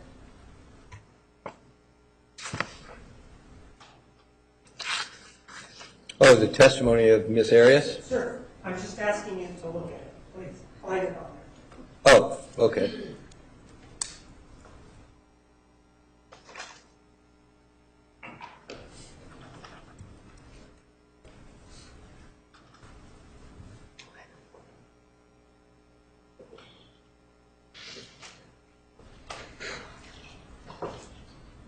Can we have it back, please? Yes. This is your summary, right? Yes. It's the, that may have been the older one, but it's still ours. Yes.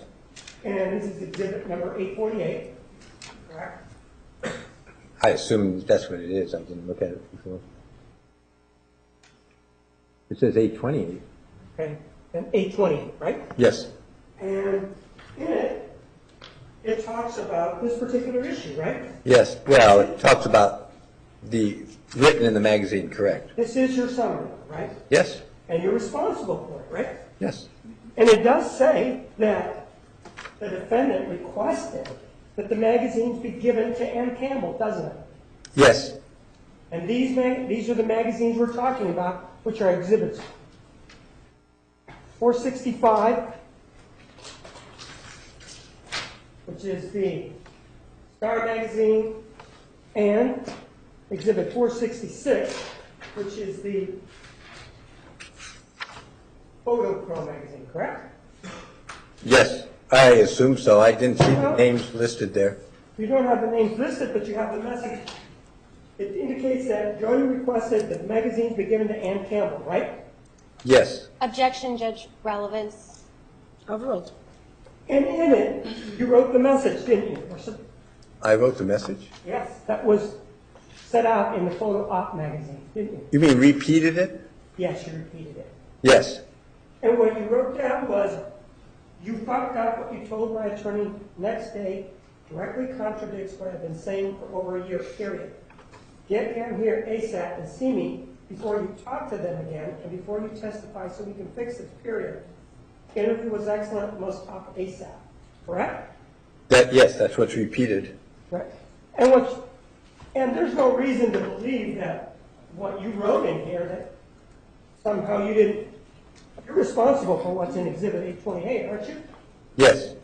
And you reviewed this summary before you testified in court, didn't you? Yes. Your answer now is, how do you explain the fact that you told us no, that you didn't know about it? I can remember reading that. But you did do the summary for the sake of simplicity, didn't you? Yes. To assist you in remembering the important facts in this case, right? Yes. Sir, you conducted or gave these tests. One of the tests was on December 20th of 2013, right? Yes. The other one you gave, Exhibit 838, adapts on 10/9 of 2013, correct? Yes. Is it fair to say that all of the testing was done in late 2013? Yes. Let me double check to see if we did any additional ones in 14, but I believe that's correct. Go ahead and check.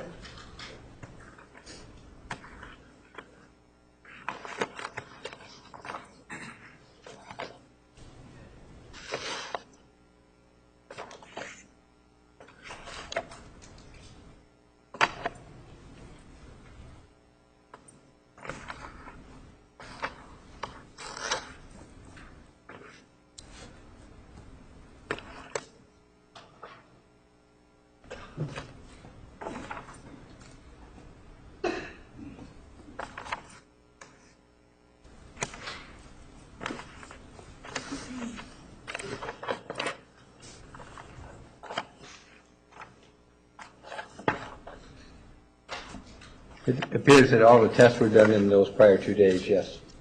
And isn't it true that as of September 23rd of 2014, you still have not provided the raw data to Janine DeMarte? Objection, relevant discovery issues. Overruled. I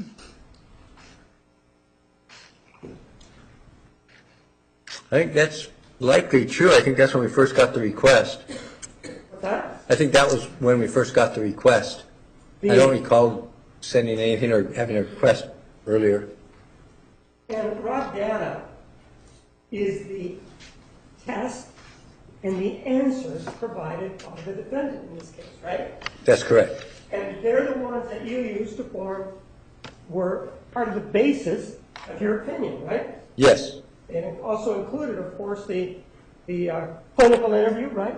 Yes. Interviews, plural, but yes. Interviews, right? Yes. But the tests and their scores were not disclosed on September of 2014, were they? I don't remember the exact date it was sent. So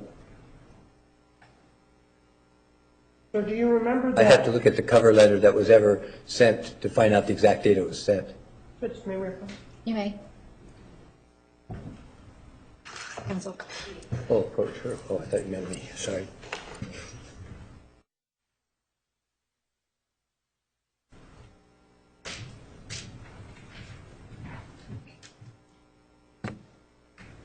And some of the things conditions that you required before releasing some of this data was that you required Janine DeMarte to be licensed for the State Board of Psychology in Arizona, correct?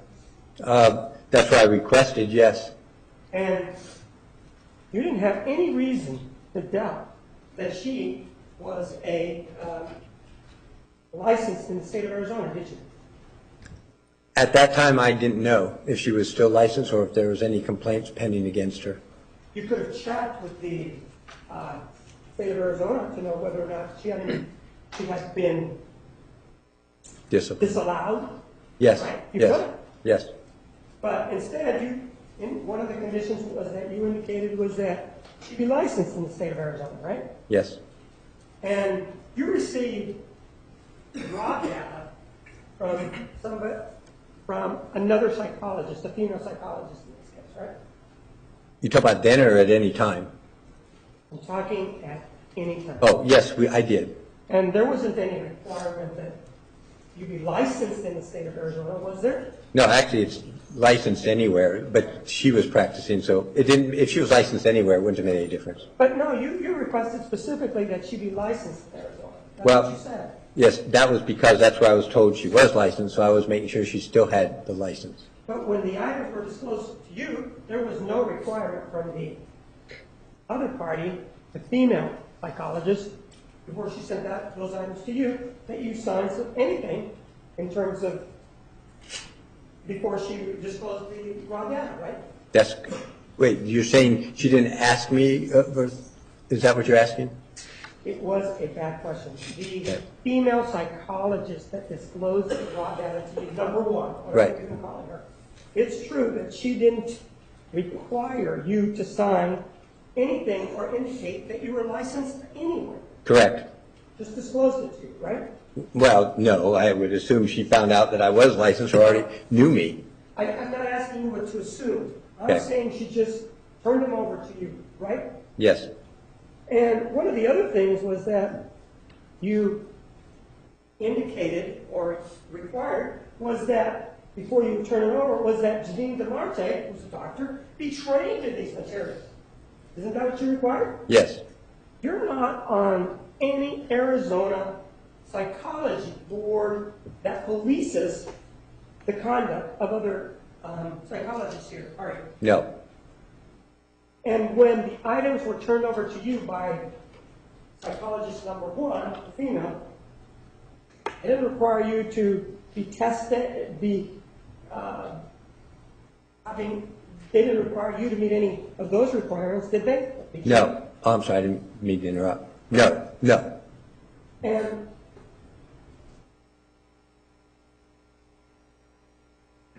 isn't it true that in the O'Rourke case, that was one of your complaints too, right? That they weren't trained in the administration of the tests in that case, right? No, not, you're saying tests, plural. There was particular tests that they weren't trained in. Not all of them. They were definitely trained in some of the ones that they had administered, and that wasn't a problem.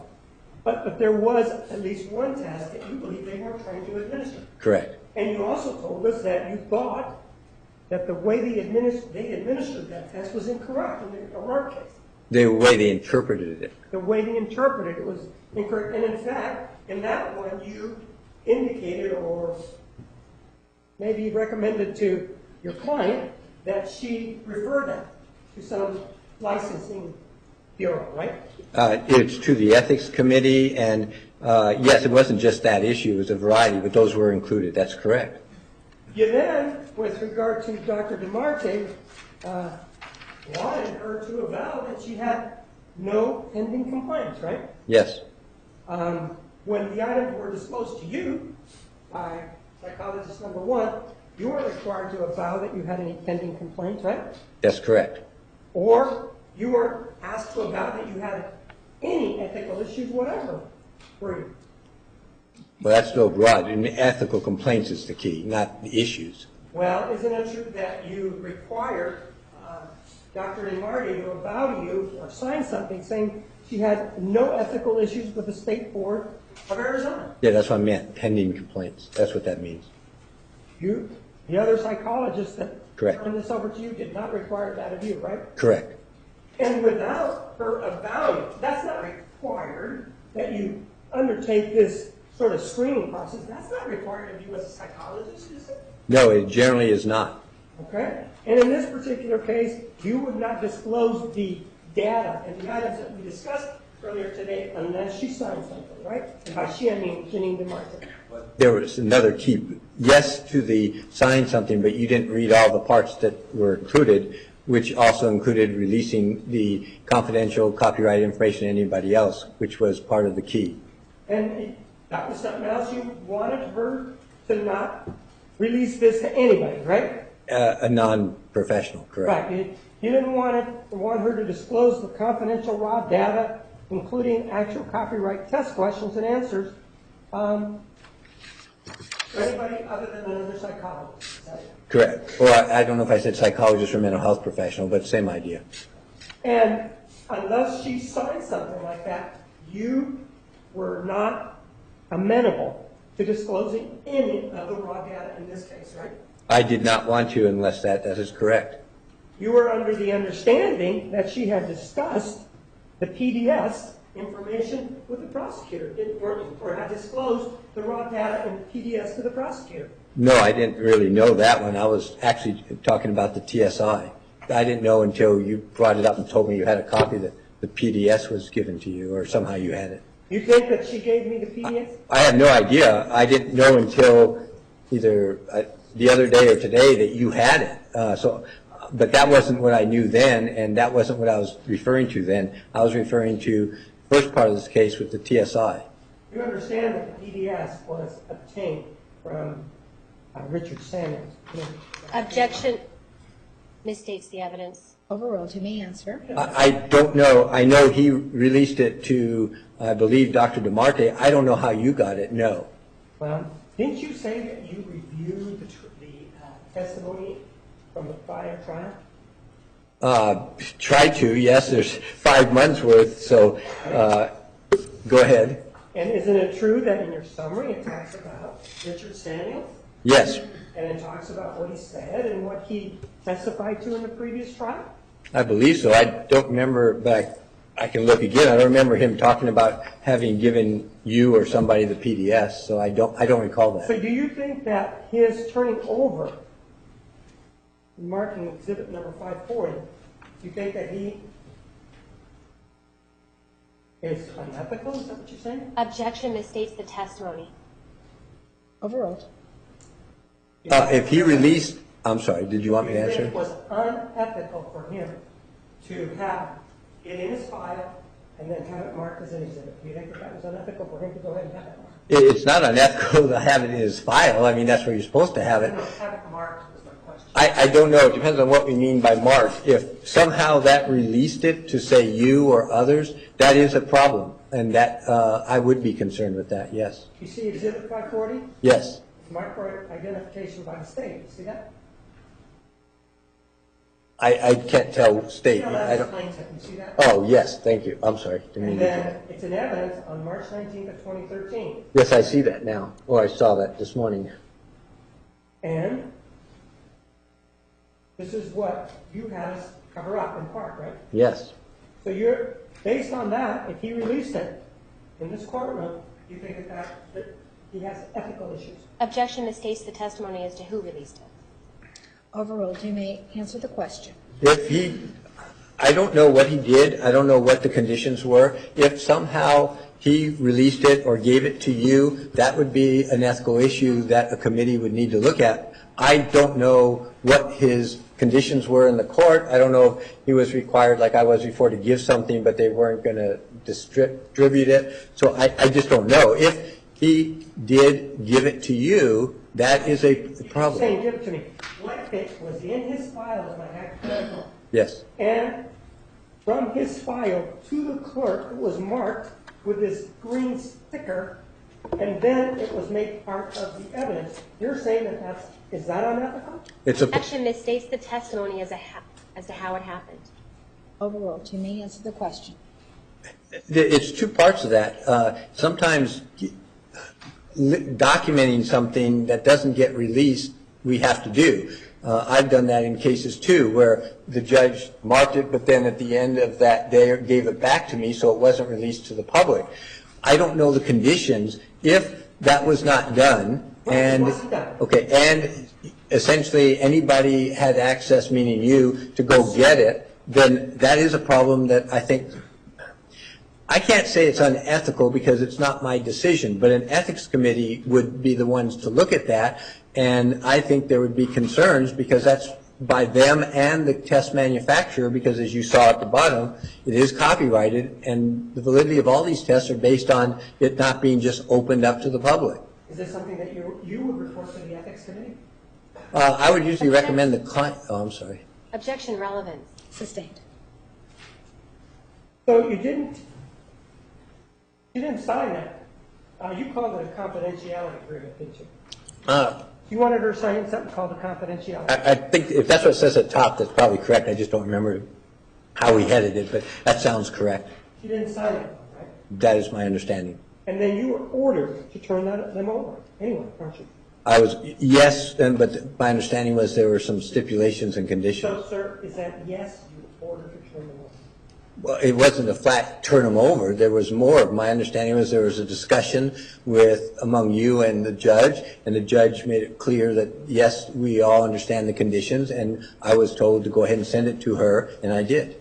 And you think the conditions included her being licensed in the state by the State Board of Psychology? No, I think the real issue was releasing the My data. question was, Oh. yes or no? I don't think so. The conditions required her to be licensed for the State Board of Psychology? I don't believe so.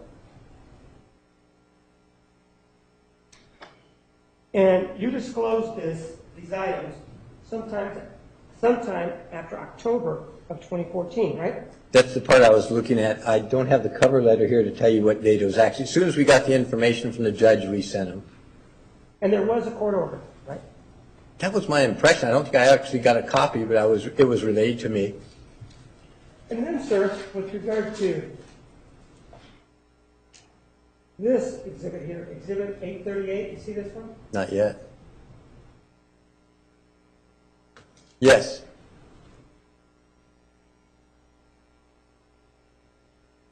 You disclosed that by letter, didn't you? I believe so. I'm not sure you mean we sent it to In other her. words, you sent it to her? Oh, yes. Cover letter attached, correct? Yes, that's my understanding. We did that. My staff did, but that was my understanding. And the cover letter was dated December 23, 2014, wasn't it? Oh, that I don't know. As I said, if you have it, I can look. Sure. I'm not arguing. I just don't have it with me.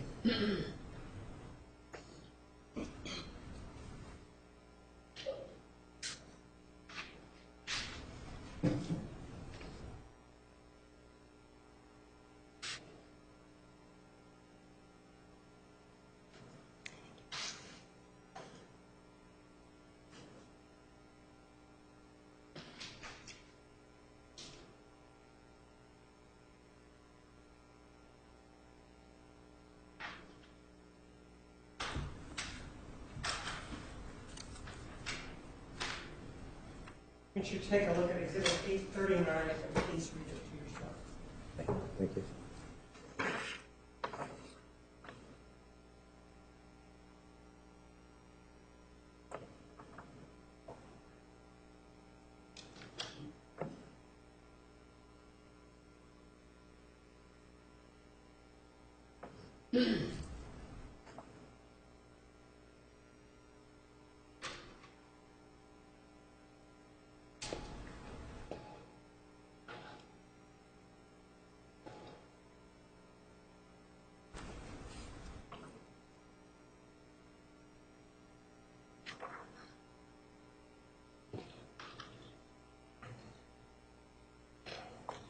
Yes, sir.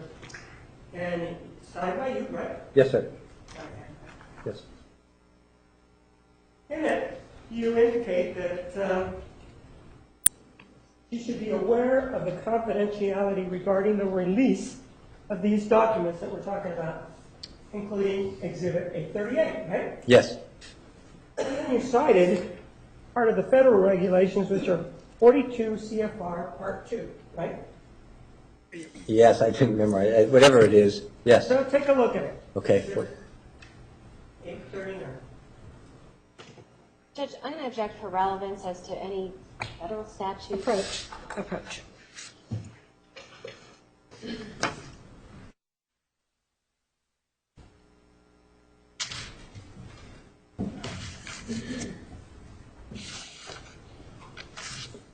In this letter, touching on the confidentiality issues, isn't it true that you cited 42 Code of Federal Regulations, Part 2? Yes. Yes. And there's your signature is on this, is on this letter, right? I didn't hear. Your signature is on Yes. it. And isn't it true that that section 42 Code of Federal Regulations, Part 2, deals with the disclosure only in cases involving drug and alcohol treatment of the person? That was not my understanding. What is your understanding then of 42 CFR Part 2? The attorney that recommended we put that on all our release forms said that was disclosing any records involving clients to other parties. And so all our release forms have that statement on the bottom of it. When did you contact this attorney? Was it with regard to this case? Oh, no. Or with regard to something else? Oh, yeah, about 10 years ago, attorney went through all our forms to deal with it and then update with HIPAA and others and say what we should have on it. And the attorney, who I don't remember anymore, but gave us that quote and everything and said, whenever you release information or send a release, you should have it in the bottom. So it's been on there ever since. But you know that you I'm don't know what it deals with. It was just that somebody told you. No, they said it was for disclosure of information. I was never told that it only applied to drug or alcohol. I was told it applied across the board. But you did cite it to Janine DeMarte. Correct. I repeated it since we didn't send a release form. We just sent the cover letter and the information. And there's no allegation the defendant has any drug or alcohol issues, right? Not to my knowledge. But you conducted the clinical interview, right? Yeah, there's no evidence I've seen of any drug or alcohol issue. Judge, if we may approach one more time. Yes, you may.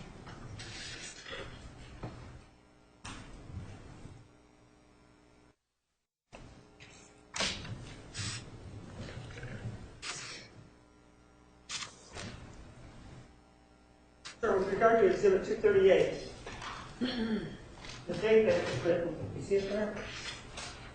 You have to remind me what 238 is. I don't This remember. is a, Oh, yes. Yes, I'm with you now. see the date on it? Yes, sir. Previously, in the other proceeding, you testified involving the trajectory of the bullet. Do you remember previously? Yes. And you were privy to, the reason you were able to was because you were privy to the medical examiner's report prepared by Kevin Horn, MD, correct? Yes. In it, it had not much information, correct? It had what? It had much information on it, not just the trajectory of the bullet. It had other things in it, right? Objection foundation as to what had information. Rephrase. We're talking about the medical examiner's report, right? Yes, sir. Remember you reviewed that before your previous testimony? Yes, sir. Isn't it true that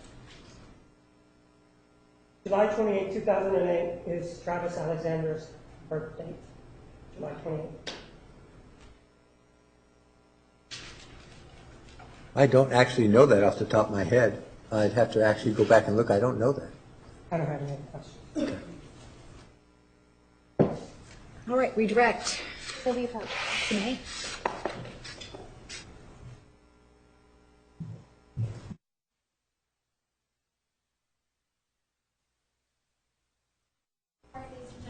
Minute recess. Please limit it to 10 minutes. Please remember the admonition.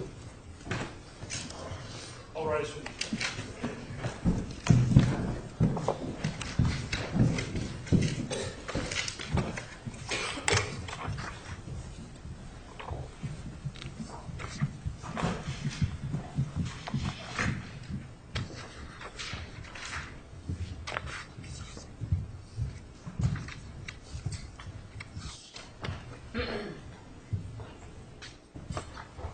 This is a regular one or a licensed one? Most definitely.